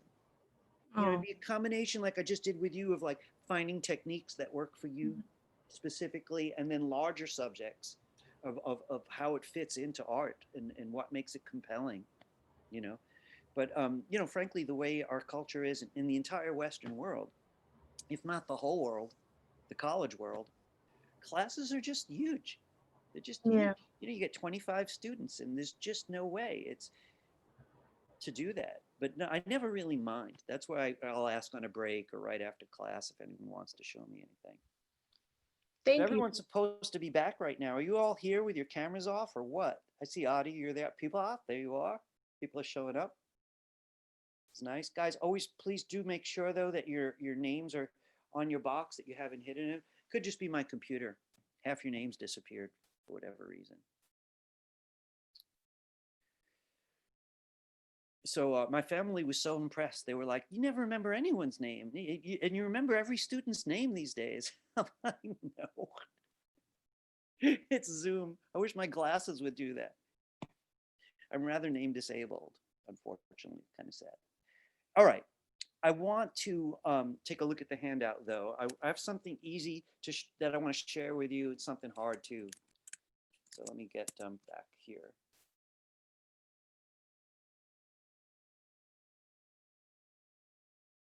I want to talk to you just about these tools that I'm just calling them cutting tools. I don't know that they're going to be a big player on this particular assignment, but they're friendly tools that I think you ought to know about. So I'm going to ask you, if you would, to join me back in Illustrator. And I'm going to work on this page, but I'm going to put the my little bean here off to the side. And I want to ask you to just get me a big rectangle. Now, that is something that's been happening to me that I mentioned to you before. And it turns out it's more complicated than I expect.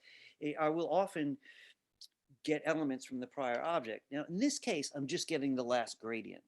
That's normal. It means if you don't want it, you just click on a different fill. But it looks to me, am I getting other effects in there? Because this is a little surprising looking. I'm going to take a quick look at my appearance palette just to see if there's any surprises. And sure enough, this object's got film grain on it. Did that happen to anybody else in here? That your new object? I honestly think this is only me. So again, if you want to check, get your appearance palette out. It really is a great way to analyze what you've got. I have this brand new object. I'm not really surprised that it's got a fill, but why does it have film grain on it? So anyway, if that's only happening to me, I'll look into it, but I would show you how to fix it if it happens to you. The appearance palette lets me throw stuff out. So there's the film grain. I'm just going to drag it to this little trash can. So now I'm just back to the gradient. Literally no one else is having that trouble. That's so weird. This is when the student usually says this and the teacher doesn't believe them. They're like, I've done this 1,000 times. I've never seen that, but it's me. So anyway, but you did see why I like the appearance palette there, right? So I got to tell you something. I'm going to drop that subject, the appearance palette. I just want to mention that I might be its biggest fan because it does help me analyze stuff. And sometimes you just get lost. You try too many things, you're lost. All right. Could you pick a flat color? I want to simplify this. Give it a flat fill, any color you feel like. All right. I want to talk to you about a simple tool, right? And the tool's called the knife tool, right? And it hides under the eraser, which is probably worth talking about also. But the knife tool doesn't even get a shortcut. So you might have to find your eraser. It looks like a USB drive to me. Press on it. And here you've got this jagged saw looking thing called the knife.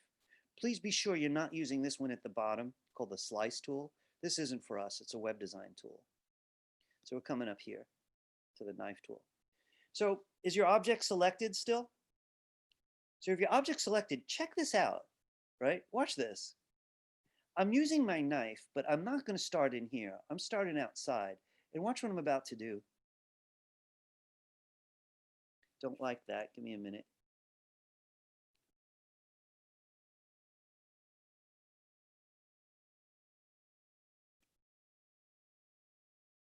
Now, I might not have made it across the edge. I'm about to find out by switching to my black arrow. A second there.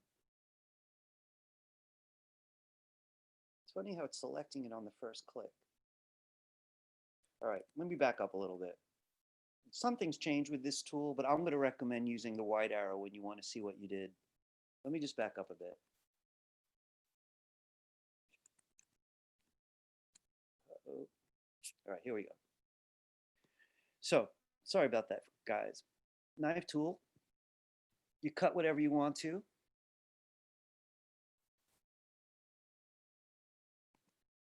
I'm doing it because I'm feeling picky, right? You get the white arrow. Now, this may not be necessary. This tool's changing. In the past, this was a group. So it was really the white arrow that I needed. You click off, click the part you don't want and delete it. I'm going to go back to my knife tool. So basically, it's a cool way to cut things into what you want. And maybe sometimes you've got something that's close to right, but not quite right. So get the white arrow. You may have to deselect, you probably will. Then go back and click the part you want. You could keep it. Sometimes people do this because they just want to change the color of the other one. So I want to point out the first rule, right? If you select an object and then use the knife, nothing else will get cut. So I want to start with that, right? So we had a selected object. If I want to cut this one, right, and you could join me, select it. You can go back to the knife tool, right? And you could cut anything you want. The thing is, if you could always Command Z and get to what you want. And right now, I'm not going to make multiple cuts because it's going to get sloppy. So I might use that white arrow in between. Thing I want you to remember though is the white arrow is going to work best if you deselect by clicking off, then come back to the part you want. I'm going to add something to this though. Is it behaving? So I suggest you select the object, cut it. I'm very carefully coming from outside to make sure that I cut all the way through it. You don't want it to be like that sandwich where the guy only cut half of it, and it doesn't work. I really want to cut it. So again, you could select any object, get that knife tool, cut it, make sure to get all the way outside, get the white arrow. Now, when you're ready to select parts, deselect, then pick the part you want. You could delete it, you could keep it, you could do whatever you want. Now, I want to mention something about this tool, which is different than every other tool I could think of. What does it do if you don't select anything? In Illustrator, it's almost absolute that you could only work on a selected object. But this tool is a little dangerous, because look what happens if I try it without selecting anything. And it can be cool, but it's also dangerous. I'm not selecting any of these. I just got the knife tool. And look what happens if I made a random cut that actually goes over them all. When I come back with the white arrow, I cut everything in sight because I never selected anything. It's useful except for this guy's head's now cut in half. So I'm not sure I really like that. But it's cool. So I want to make a comparison for a minute. If you want to do something like I just did, cut multiple objects, just cut. Make sure none of them are selected. On the other hand, if you want to limit it, select the object. So here's an example of when I might want to limit it. Let's say I want to give this guy hair. Let's stop for a minute. If I wanted to give him hair, my first choice is to draw the hair separately. Put it on top. I'll have the most freedom that way. But I could get a pretty cool graphic look if I cut up his head and make it look like hair. So this is what I would do if I wanted to try that. I definitely select the part that I'm interested in. So I won't accidentally cut 1, 2, 3, 4, 5 other objects, only this one. Then I'll come here. And I might do something like this. Here I am, giving him a spiky kind of look. Get that white arrow, deselect, come back. I could go further with the same idea, but I would select its head to make sure I don't damage anything else. I'm going back to the knife tool. And I could start getting, more complicated. This time, all I really wanted to do was deselect, come back, and give him blue hair.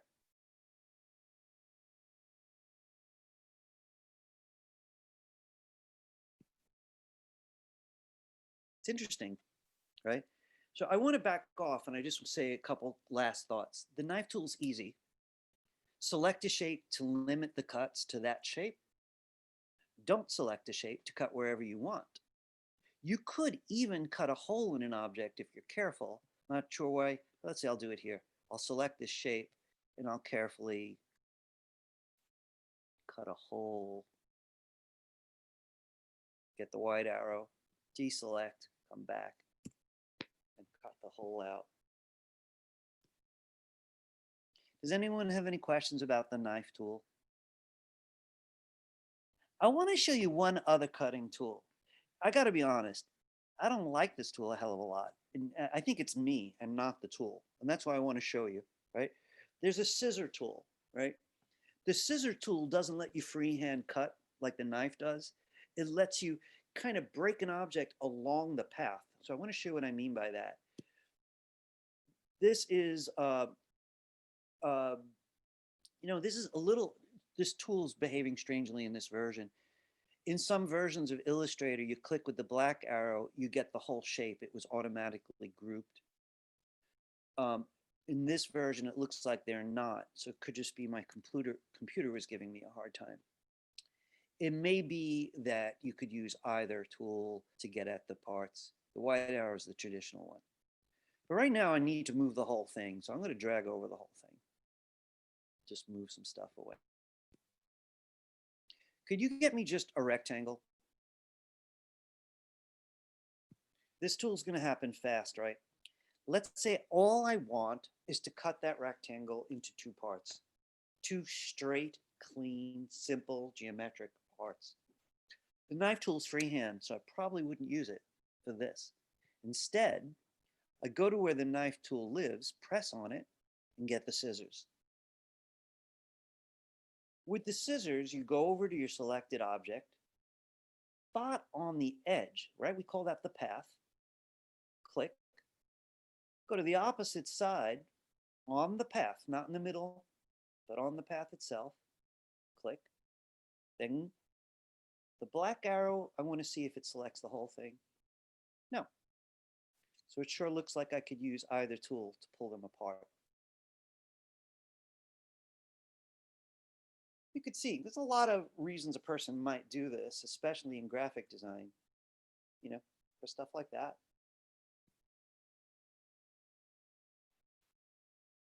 I'm not a big scissor tool user, so I'm going to stop there.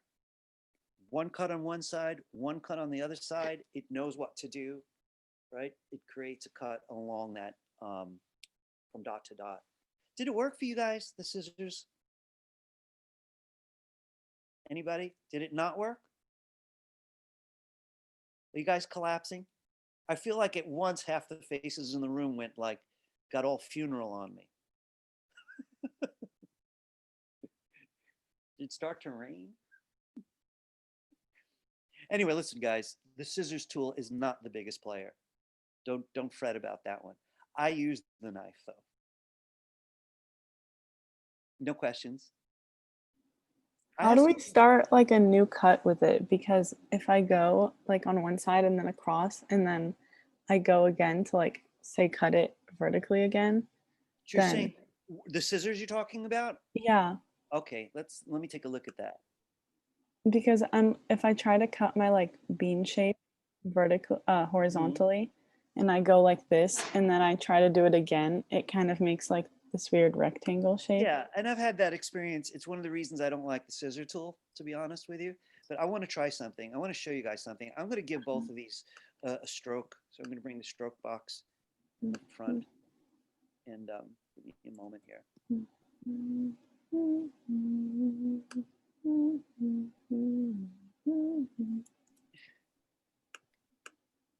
me 1 second.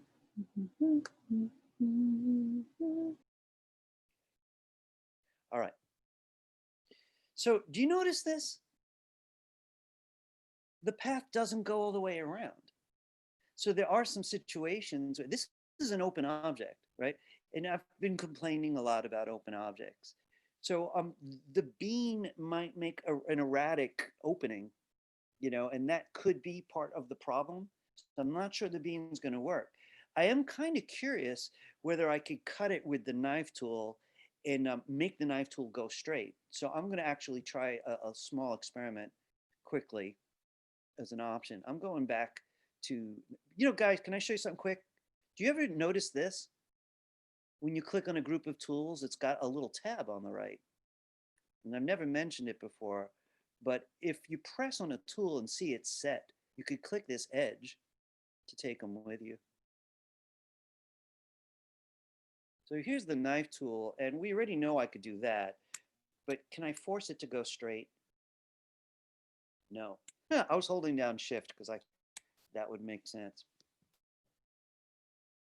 So I got to say, Adi, usually I will tell people, use this tool mostly for line drawing because I know it makes disturbing fills, but there are situations like what I had on screen there where it worked rather nicely. It's not really made for complex objects, basically.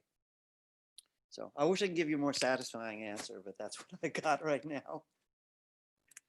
All right, I want to take a look because I have something large I want to do with you. It's kind of, oh, we're right on time. This is perfect. Guys, I want you to look at something with me for a minute, and we're going to try this out together, but I want you to read this with me while I explain it. Number 9 on the handout says, look here.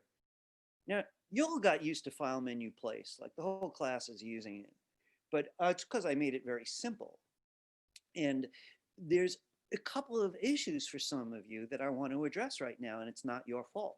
So how many people feel like their computer got slower after they placed the photos? Anybody? Robin, Audie, anyone else? Didn't notice? So I have to say, like, if your computer slows down after placing photographs, right? Here's the 2 causes that start the conversation. Were they huge photographs that you then scaled down so you could draw over them? That means the data from the original huge photograph is slowing down the computer. So if you're shooting photos like in RAW or some tremendous size and bring in 4 of them, you just slow down the whole Illustrator file. So that's one cause. I have a workaround, right? Or yours were reasonable size, but you brought in 20 and their combined weight was also extreme and it slowed Illustrator down, right? So I want to address how to manage those issues other than Photoshop, which could help us out. So let's talk about this. In class, I said to uncheck link, right, when you bring in a photo, and that was where we started. And it says here, it allows you to embed your placed image. This is very, very nerdy. Try your hardest to focus on this with me, as nerdy as it is, right? Most of you are here because you want to make a living making art, right? Some of you are here just because you need art for your soul, so you went to art school. But those of you here because you also want to make a living, you cannot miss the nerdy stuff. So when you uncheck link, that's the same as saying I'm embedding my photos. Embedding. That means the Illustrator file can't leave without them. They're a permanent resident. The combined weight of all the photos are now part of the weight of the Illustrator file. The positive side is it's convenient. People do it because it's convenient. My photos are small. My computer is strong. I'm going to embed everything. I'm just going to uncheck link and I never have to think about it. But this project is kind of large, and you all shot your photos in different ways. So for some of you, the combined weight is too much of a drag. The convenience of unchecking link, the convenience of embedding permanently the photos isn't worth it to you. So let's take a look. Unchecking link allows you to embed the placed image for convenience, but it may slow down the file. So let's look on. Checking link, and we're going to compare these together so it's not so abstract in a few minutes. Checking link, right? Remember, I told you not to do it originally, right? Today we're going to compare. What does checking link do? Checking link may help when there's large files or many files. We're going to talk about package in a minute, but I want to say, what are the advantages? Disadvantages first, then advantages. When you check link, you can't deliver the file to someone safely and expect them to be able to see high quality images. Listen, if you check link and you give someone the Illustrator file alone, they'll see your photos, but they'll be a lower quality because they're only seeing previews. They're not seeing the real photo because you didn't give it to them. Checking link means you're linking to outside photos. And Illustrator is going to expect you to travel with the photos.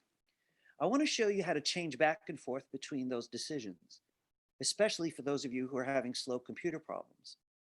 And then I also want to show you how to solve the problem of delivering it. It's a lot of words, I'll admit. So let's say you gave me the Illustrator file and you check link all over the place and stop thinking after that. It was fine on your computer, right? You send me the Illustrator file. I open it on my computer. My computer looks for the photos, but it doesn't have them, right? So it looks different than it does on yours.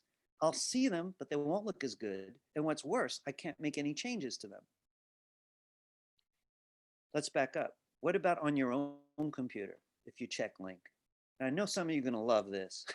If you're working on your own computer, you don't care about delivering it, right? You're giving your client a JPEG, right? So you can link everything. Here's the advantage. You can go to Photoshop anytime you want and change those photos, and the Illustrator file is going to update.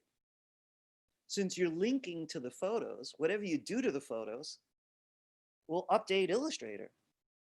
That's kind of awesome, you know, but it's hard to deliver.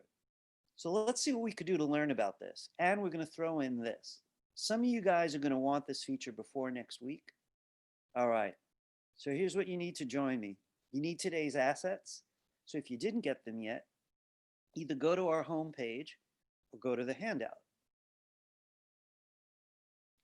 And way on the top, 1B says download today's assets. I'm going to download them.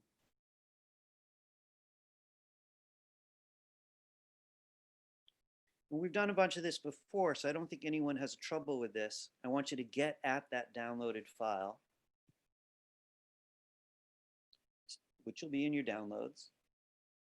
It was a zip, and it opens up into class 10 assets. If your zip didn't open, open it. Class 10 assets is what we want.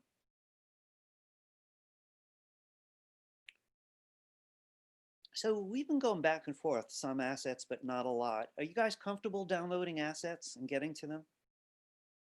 So I want to say one thing about this. You really don't want to work in downloads now, because this is about managing a file that has 5 parts, an Illustrator file, and 4 imported, 4 placed photos. So you're really going to need to keep an eye on how you treat your folder. So here's my folder called Class 10 Assets. I'm going to move mine to the desktop and go to the desktop. If you really want to work in downloads, you can, but I wouldn't. So now I'm going to look for Class 10 Assets on my desktop. Some of you are neater than me. You know, you'd put it in Documents or some other place that you prefer. I want to show you guys something. We got this cow, right? This cow1.jpg, cow2.jpg, here dog1.jpg, and the cutest dog2.jpg. We're going to see how to manage these on an Illustrator file. So I'm hoping you all have your copy. Let's go back to Illustrator and open a new page. You're going to need this almost surely in other classes, would be my bet. So when you're back in Illustrator, just open a new page. If your computer's slowing down, you can close some of the other stuff. I'm going with a letter size upright page. First, what I want to do is go with the steps that I recommended earlier and then see how one would change your mind and why. So once you got your page, let's do File, Menu, Place. File, Menu, Place. And what I want you to do, if you can, is get all 4 JPEGs. So I'm going to click on the first one, hold down Shift, and click on the last one. That should work on Windows and Mac. click on the top, hold down Shift and click on the bottom. If yours are not in order on a Mac, you could click one and hold down Command instead and pick them in any order. I just want the JPEGs. So however you do it, don't click place yet. Remember, in class, I kept saying, uncheck link, uncheck link, uncheck link. And then after a while, I said, but you might have trouble. So let's uncheck link and imitate that situation. You uncheck link. This means you are embedding. You're embedding it permanently for convenience and click place. Now it shows up and it says 1/4. So let's put one here. Let's put the next one next to it. And let's put the third one here and the fourth one here. I'd like you to save this file into the same folder. File menu, save. And I'm just going to call this place test, but you can call it anything you want. And just make sure you're in the right folder.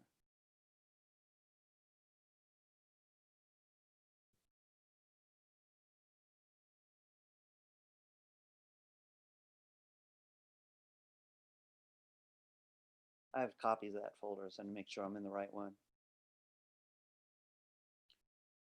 This window is not important. Just click OK. All right. So I want to say something. On a simple project, right, even if we had not unchecked link, right, I can give someone that whole folder, right? It'll guarantee they can get whatever they want. But I want to show you something about it. Now, if this was slowing down your computer, or you wished you could turn them all into black and white photos, so you wish you had access to Photoshop, right? You would want to change your mind. You unchecked link, and later on you're thinking, damn, I wish I'd linked them, right? My computer will behave faster, and I'll have access to Photoshop and all of that. How would we change it? Could everyone join me by going to the window menu and choose links?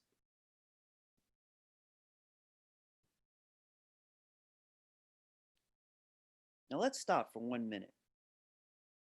It's a certain kind of artist that's going to be placing stuff. I don't know what you're going to do in the future. Cartoonists are almost never going to place anything. Tattoo artists who do their original ideas, they're also not going to place anything. They don't care about the links palette. They've never heard of it. You know, frankly, I had to do a bunch of posters and that involved lots of photography and drawing, and I needed this palette. So you're seeing all 4 images. Could you click on one of them and notice how it gets selected? Or it should. It may take a minute or two. My computer's being really weird today. So if yours are not selecting like mine, don't worry about it.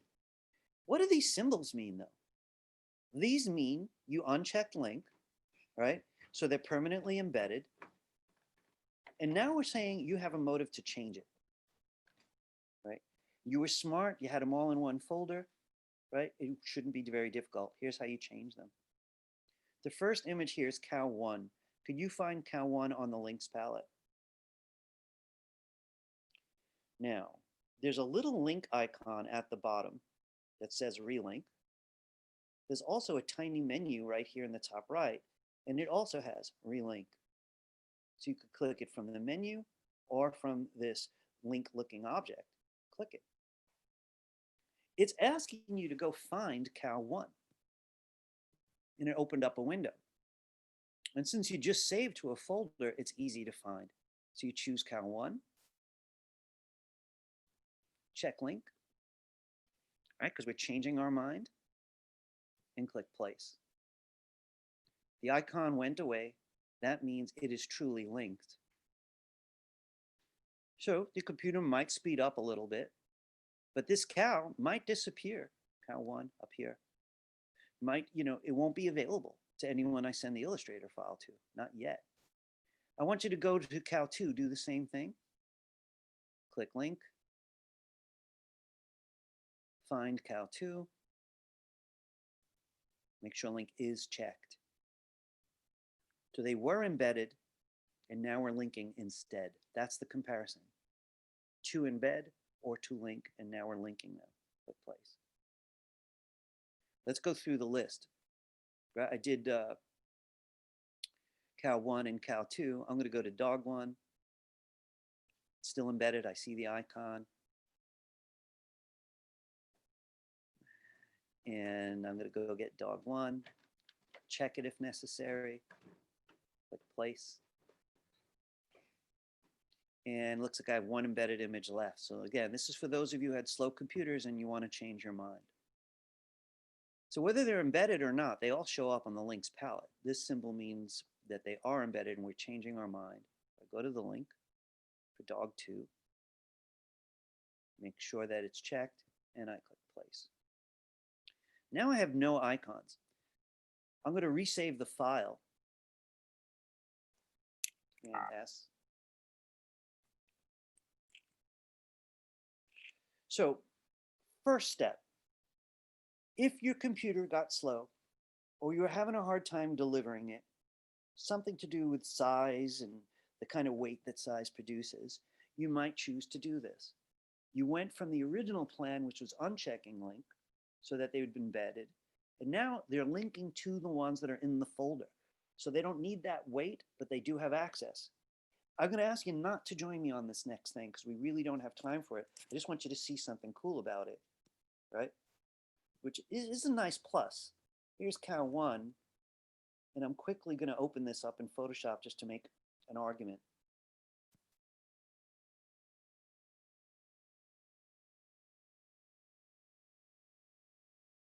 Now that's a JPEG, so I could do anything to this JPEG that I might want. So I just made it a brown and white photo. And I'm going to save it. Look what happens when I go back to Illustrator. Some files are missing or modified in the links panel. Would you like to update them? Watch this.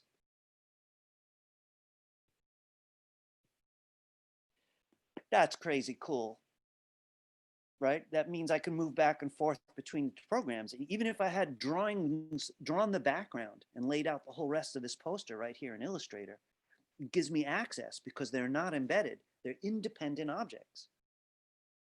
Folks, I warned you this was going to be very nerdy. And a lot of you don't even need this yet, but I want you to be exposed to it. A few of you sound like you might need it now. So let's say you made this decision, right? How do you get it to the client? All right, so let's think this through. Some clients are going to ask you to make a PDF. We haven't talked about that yet. It's a simple thing. So I'm going to put that off a little bit. Some clients need the whole folder. They need it all, right? To make sure that their people can edit it. So I designed a catalog for a big perfume company, but they wanted their art team to finish it and make changes over the year, right? So they needed all the parts. They didn't need some of the parts. What I'm about to show you is called package.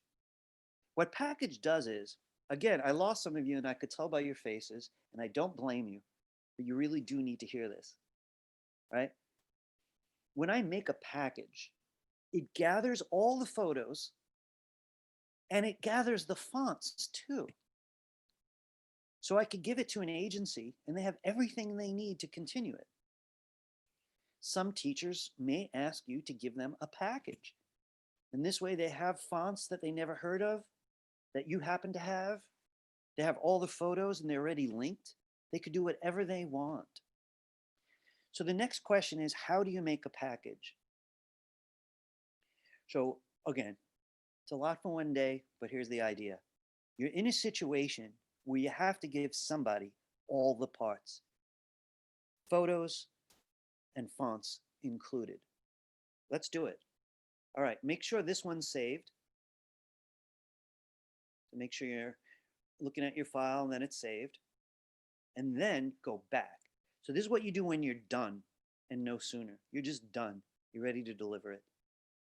Go to the File menu and notice it says Package. It's literally just for linked photos and fonts that might go missing. Package.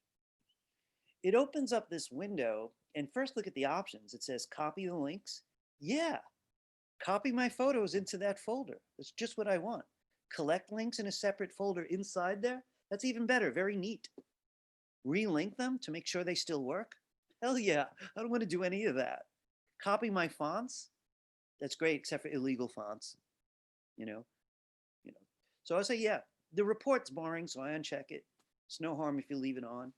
Just gives you some information to read about your own work. Now, before you click this, take a look at this. You want to name that folder. So you can call this folder anything. I'm going to call this one animals dash all for all parts, or animals package. That's a better name. Most people in our field are going to know what it means. This lets you choose where to put it. So if you ignore this path, you won't be able to find it. You could click this little folder. My computer's really slowing down today. There we go. And pick where you want to put it. I'm going to go to the desktop. Click choose. Let me back up. You've saved your file. You just want to make a folder for somebody with everything they need. You did file, menu, package. You named the folder. You came up here to tell the folder where to go. And frankly, you could leave everything checked. Now you're ready to click package. This is a warning mostly about illegal stuff you might be packaging, saying, don't do that. For our purposes, we're going to ignore it.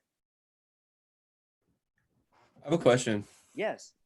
Is it like copyright if I take a classic image but then recreate it in Illustrator? You know, that's such a great and complicated question. You know, let me just finish this one thing and then I'm going to answer you, Miles. It's a good question, right? So right now it says show package. I'd rather you just click OK so you know you can go find it yourself and really take the wheel. So just click OK. We're going to look at it before I answer Miles. So if you want to, you can go take a look wherever it was you sent that folder. I want to show you what mine looks like. So I'm going to my desktop from here. It's probably the most recent thing. And is this the one that I just made? 1132. Yeah, I called it place test folder. I meant to call it like animals package or something. I thought I did. But anyway, I'm going to open it. There's the report, not very interesting. Here's the Illustrator file that your teacher can open, your client, the agency that's going to print it. Here's the linked stuff gathered. If there was a font, there'd be another folder in there. Let me open this up so you can see it easier. If there was a font, there'd be a fonts folder in there. And the whole thing would already run. Your people only have to open this. Were you able to find your folder? Mine acted just a little weird. I'm going to do it again. So I make sure it's saved because that's my copy. And that's the only one I'm going to work on. I'm not going to work on the packaged one. Now I'm ready to deliver it. So I go File, Menu, Package. I'm going to try this again. Animals, I say, package. I'm going to click this. I feel like it's going to rename it, which I'm sending it to the desktop now, so it shouldn't. Look at that. It just said 0 on it. I guess you have to click this first. Let me just see if I'm right about that. I'm sorry. Choose the location first. I have not had to deliver a folder to another company in quite a while. So we'll see if I'm right. I should probably go in order. Choose the location, then give it a name. Click package.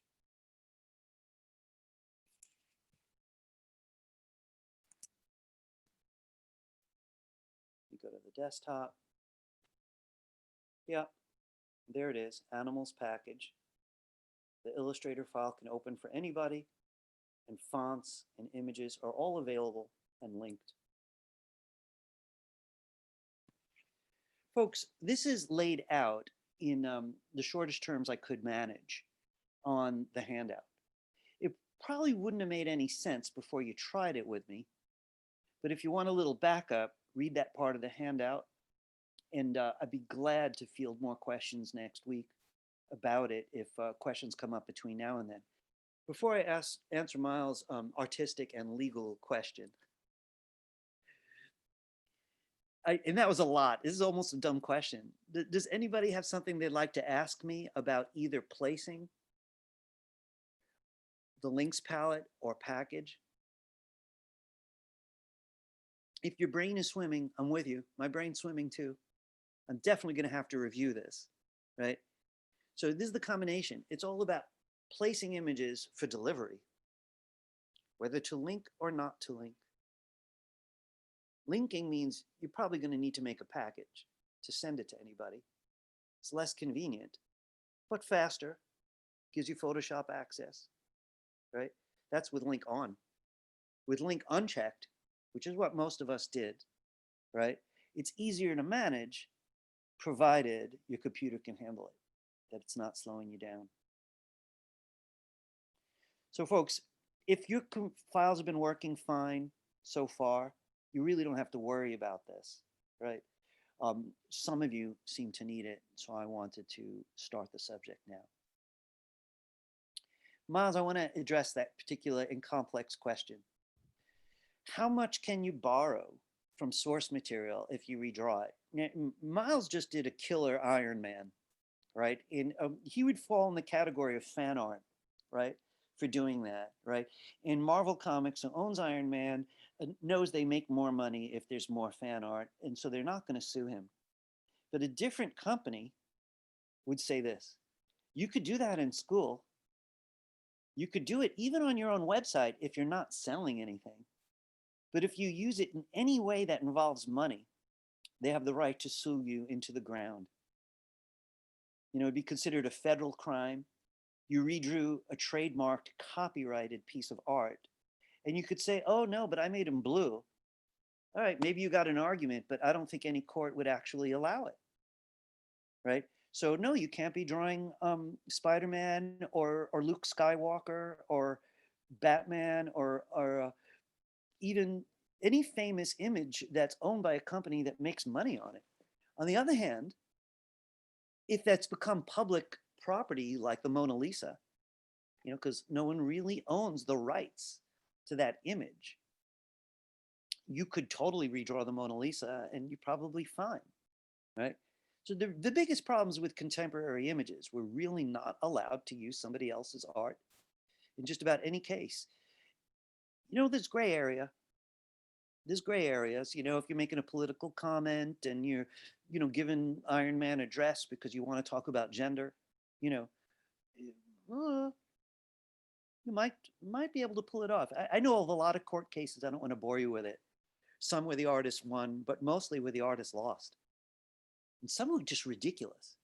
This famous artist, Robert Longo, he got a photo from a pawn shop of an old black and white photo of a grandmother and a grandpa with 12 puppies sitting on a bench, right? It was not even a professional photo. There was no copyright involved.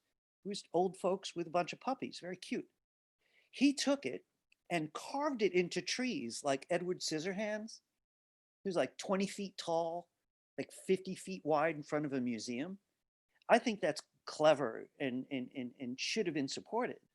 But the family saw it, recognized it was from their photo, sued him, and won. Now, that was like 15 years ago. I think by now the courts would not have, you know, they would have protected the artist, because rap music's been borrowing pieces from other music since 1980. You know, but even in rap music, if you borrow more than a few seconds, you're going to get a court case. There are laws about how much and how you borrow. So I don't know if that helped, Miles.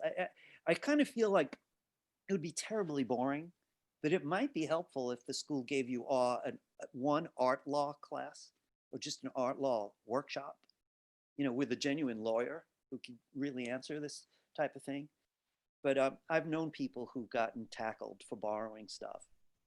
And usually they're like, oh, sorry. And they just take it off the internet. They back out before there's any trouble. Does anybody have any questions for me about anything from today? Any of the subjects or nearby subjects? We're all tired. I'm tired too. I want to go over some stuff so everyone knows exactly how all these changes affect you for next week, right? And then maybe I could let everyone out a few minutes early. So I want to look at the handout because things did get a little bit more complicated, as they tend to do at the end of a semester. First off, I do want to point out that what you just did is sort of laid out in shorthand under number 9. It compares whether you unchecked link or not. And then if you did check link, it warns you that you're probably going to want a package. So for those of you who choose to go this road, to link those photos, right? You're going to give me a package for next week. I'm okay with that, right? For those of you who don't, having unchecked link and you're still happy, everything's performing, just give me the Illustrator file, right? So if you start linking stuff, I want you to package. And if you don't, just give me your Illustrator file. Again, I always said it was more convenient. I'm going to go over how to name them in a minute. You know, the only thing that's most exhausting about digital art is there's 10 ways to do the same thing. And you don't have to know all 10, but you probably need to know 3 or 4. So I may show you even another way down the road to deliver complex artwork to clients. Right now, let's stick with these 2 options. The regular Illustrator file or ones with linking, you're going to need to package. Lastly, it said here, how do you change your mind if you want to go one way or the other? Well, that was all with the links palette. That's all that stuff we did with the links palette today. And I'm probably going to review this stuff, this whole section 9. I'm going to skip this. I don't think any of us have the strength to look at these right now. Let's get right over here.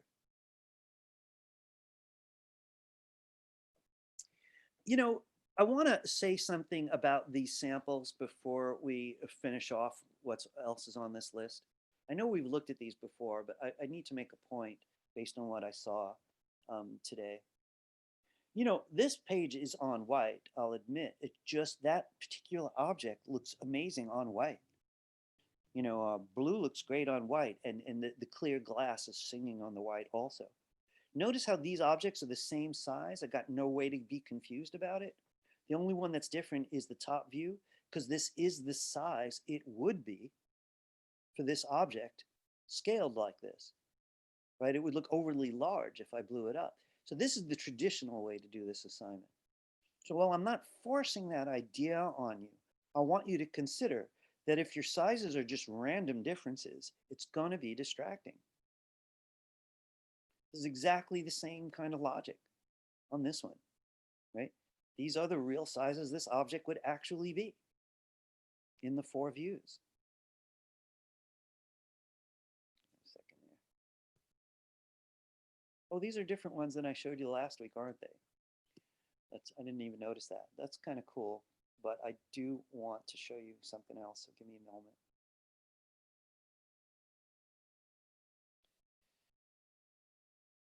I'm just backing up to last week's handout for a minute. This one looked better on red, and it, you know, because it was playing with the flame, you know, and you could see this gray was not going to look so great on white. So, internet slow down. There we go. This red object looked good on gray. This leather object here used a related color. It's interesting that these all are using highly related colors, but I'm not saying that's the point. This one's got a gradient.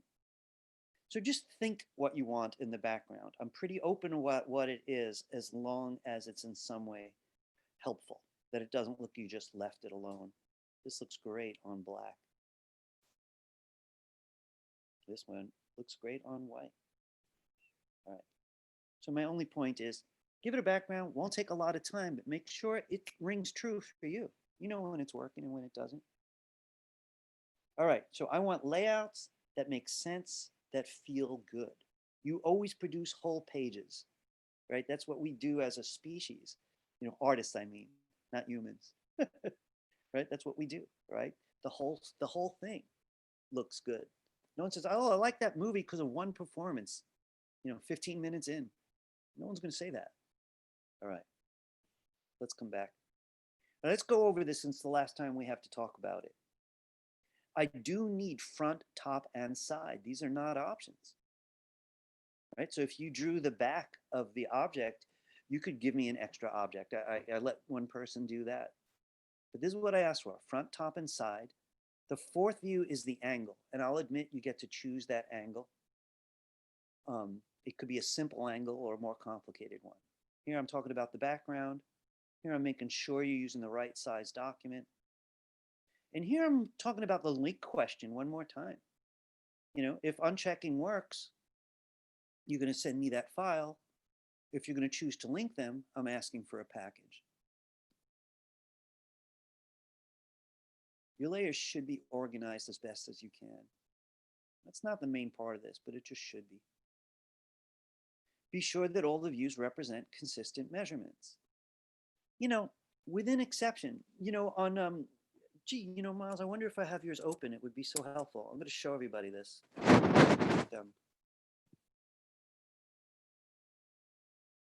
a second here.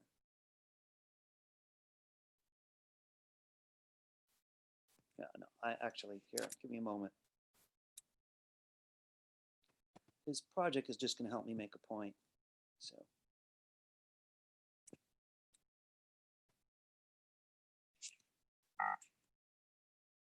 Sorry, guys.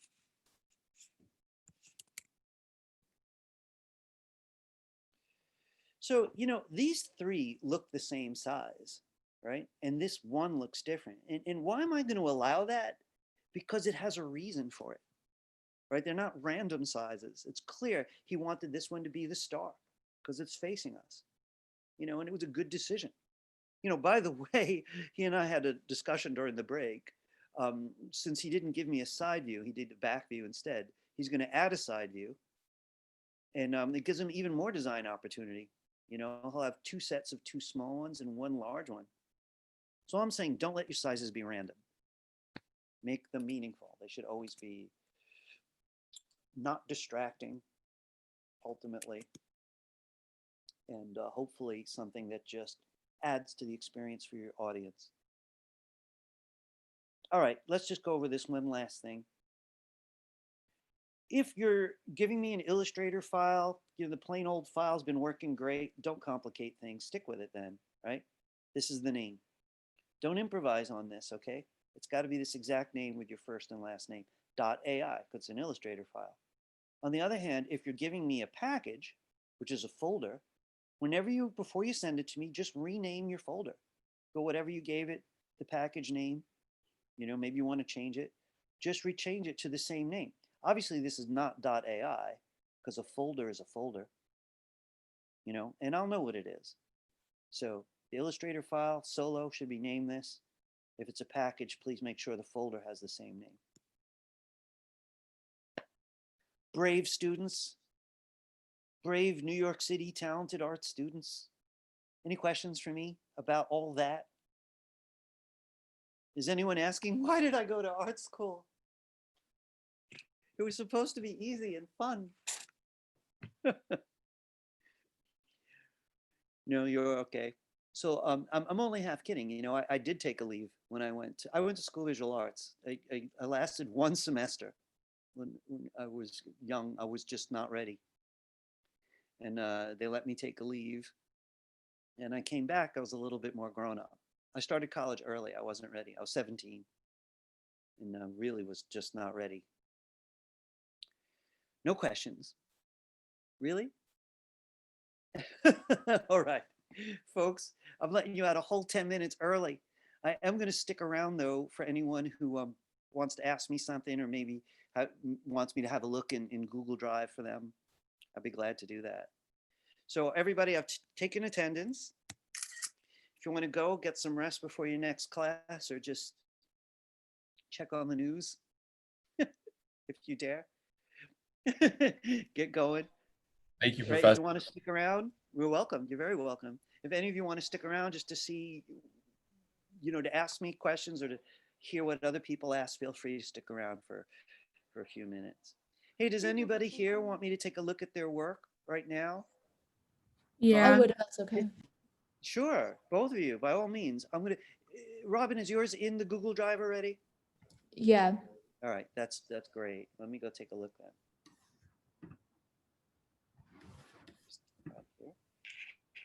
But I did Thank update you. mine like a little bit Oh, after I really? put it in there. Just a tad, but like not by much. So is this okay? Let me looking at this one. Yeah. Just like the Let's side view, or no, the last view that I did over there. change I like modified just a little bit. a little bit. So I want to say a couple things about this. Your technique is getting so good. I mean, you're really getting the hang of how to use this program. One thing I want to say to the group that's left with me right now is, by the way, I love cartoons and I love all kinds of art. So I'm not saying that realism is the way to go, but it is great to have the freedom to do it when you want. And clearly Robin's got that. The first one particularly is just crazy killer, Now, the issue that I have is I like some creative decisions you made, but I kind of feel like maybe we could do something more with it. So the front view is very straight up, no argument. Side view, very convincing.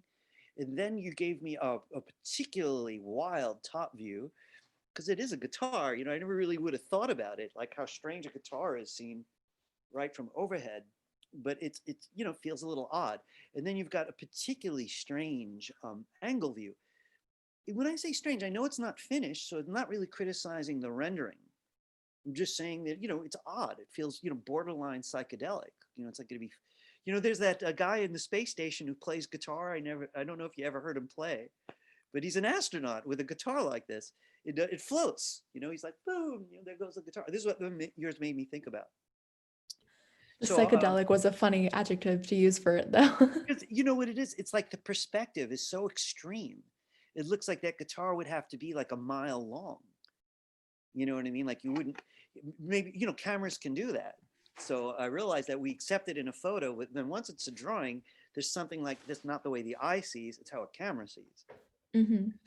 So all I'm wondering is like, what can we do so that the design feels stronger? Because this side is so complex and it just doesn't feel locked yet. So Yeah. I'm finding the right background might help, whether it's a color or a gradient or something more. I don't know. But then you should, you might have to have some freedom in it. Like if we were going to be, traditional about it, which we're not, I would have gone with that equal size rule. For the guitar, it looks like it would have been difficult given the way your lens, photographed the stranger angles. So let's let that go and think about how else could these be arranged that might be more interesting. Maybe this one here should move over and this one would go in between them. So it'd be one straight up, one strange, one straight up, one strange, but that Do you kind think maybe putting the 1, 2 like on the side, like horizontal on the bottom could be a good layout? Like I'm thinking this one, no, What? the side angle. this side angle horizontally, that's pretty darn interesting. So this is what I want to say to you, Robin. Those are the things you want to play with. And if this was a light vector file, like the last two projects, it'd be very easy to drag them around as often as you want. Now, this project may be much slower moving objects like this. So I would say this though, when you're done rendering, you could delete the photo layers if you want to. If they're linked, it won't matter, but if they're not linked, you could delete them, resave the file, it should speed up a little. You could group them, or if they're on their own layers, you could just choose one layer at a time to move them around. Mhm. I want to, hang on 1 second there, I'm going to let somebody in. I want to show you something really fast though. Hi, Tasha. I want to mention something to you about layers for a minute. So let me just get my layers out. We actually covered this, but it was too quick, really. Oh yeah, I love using layers. So helpful. Well, do you ever use this circle? Yeah. Right. Yeah. I was going to say for this project that could be very helpful. This circle is a selection tool. So I just selected this. And so really, when you have each view on one layer, it gets real easy to select them. Yeah, I think currently I have each different view on a different layer, and sometimes like even different, well, like the last one I have yet to completely group, but like they all have their own layers, like each part. Excellent. In So high Carly, school, I went crazy with that. Bob and I want to make sure I get to Carly and Tasha if Tasha wants me to look. That's also, but I love the way this is going. If you can get the design to work in your favor, you're heading toward a very high grade. Okay. Okay. Thank you so much. Welcome. I'll Carly, see you. see you next week. Carly, yours is in Google Drive too? Yeah, I just put it in there. Great. Let me go take a look.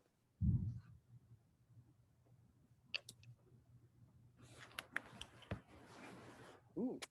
Who's the other Carly? Oh, really? I'm sorry. I've done this to you before, I bet. It's okay. But we both did shoes, so. Oh, that's going to make it even more confusing.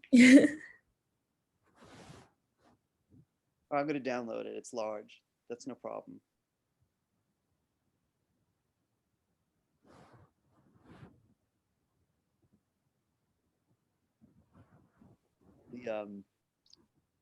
The big thing with Zoom lately is me getting used to file sizes and how to make all this fluid with these massive files.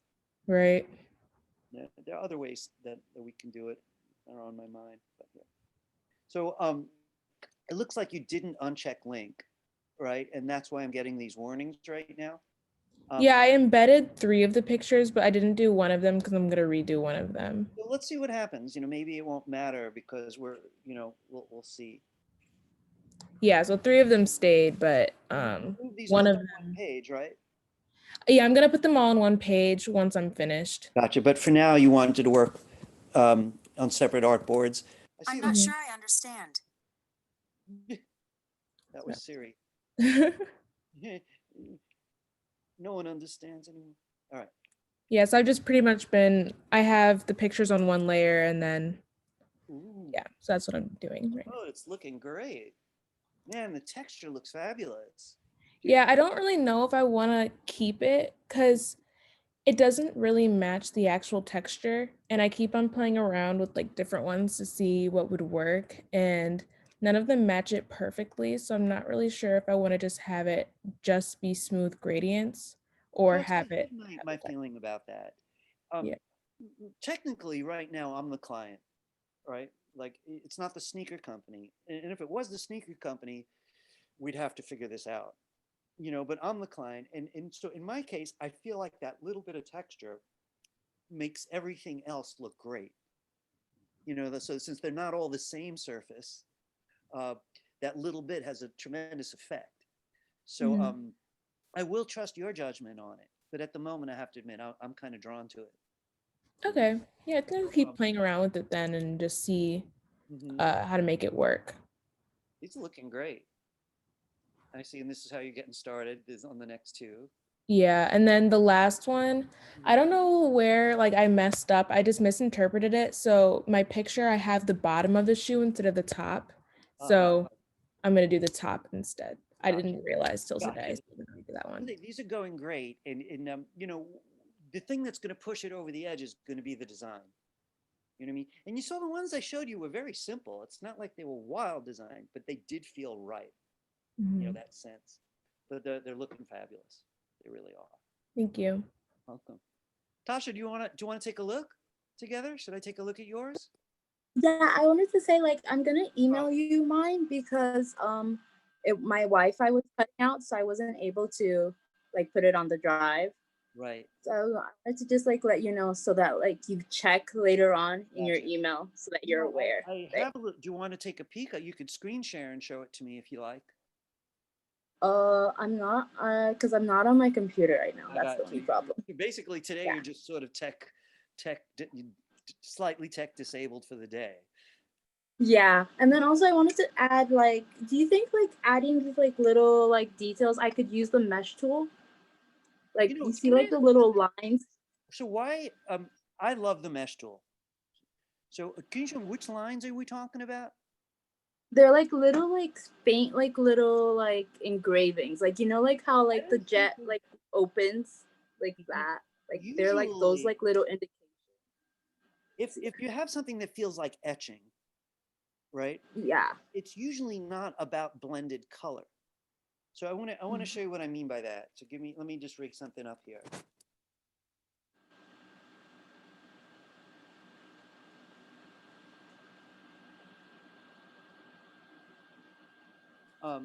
So let's say I took this object here that I happen to have, and I wanted some kind of etching on it. And again, without being able to see your image properly, I'm guessing a little bit, right?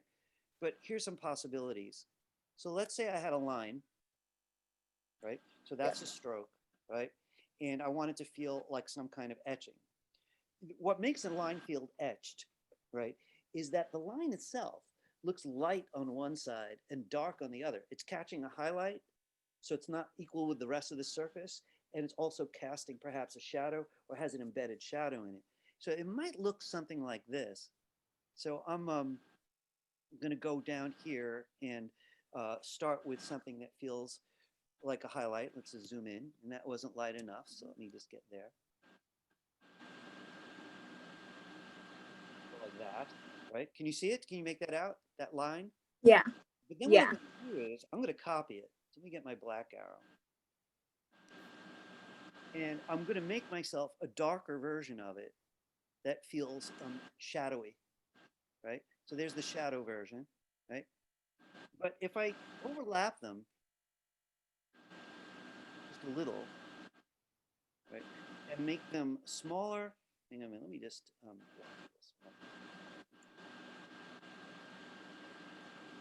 I think the stroke weight was not helping.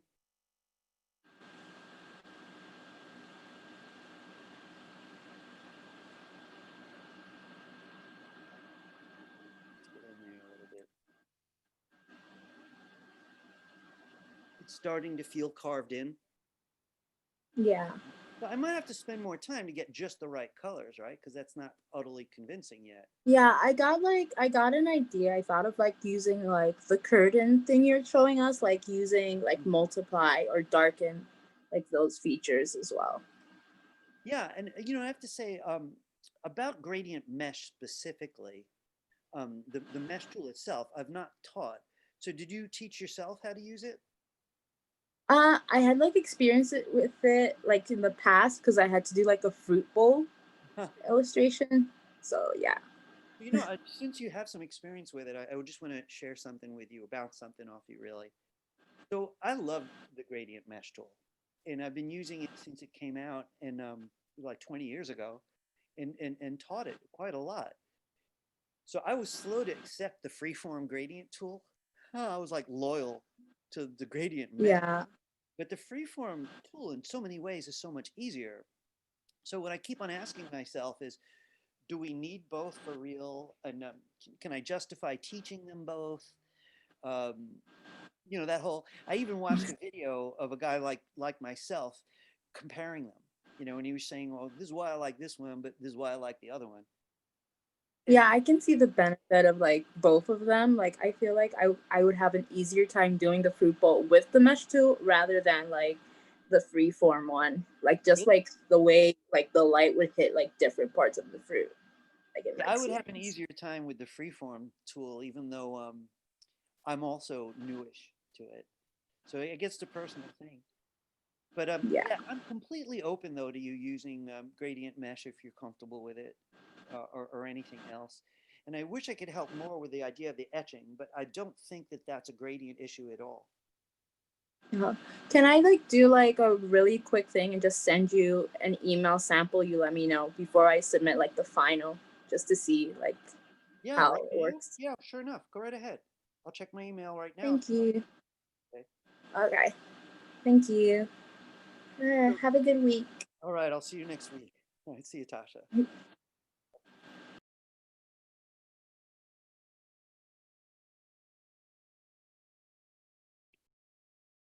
weird looking today.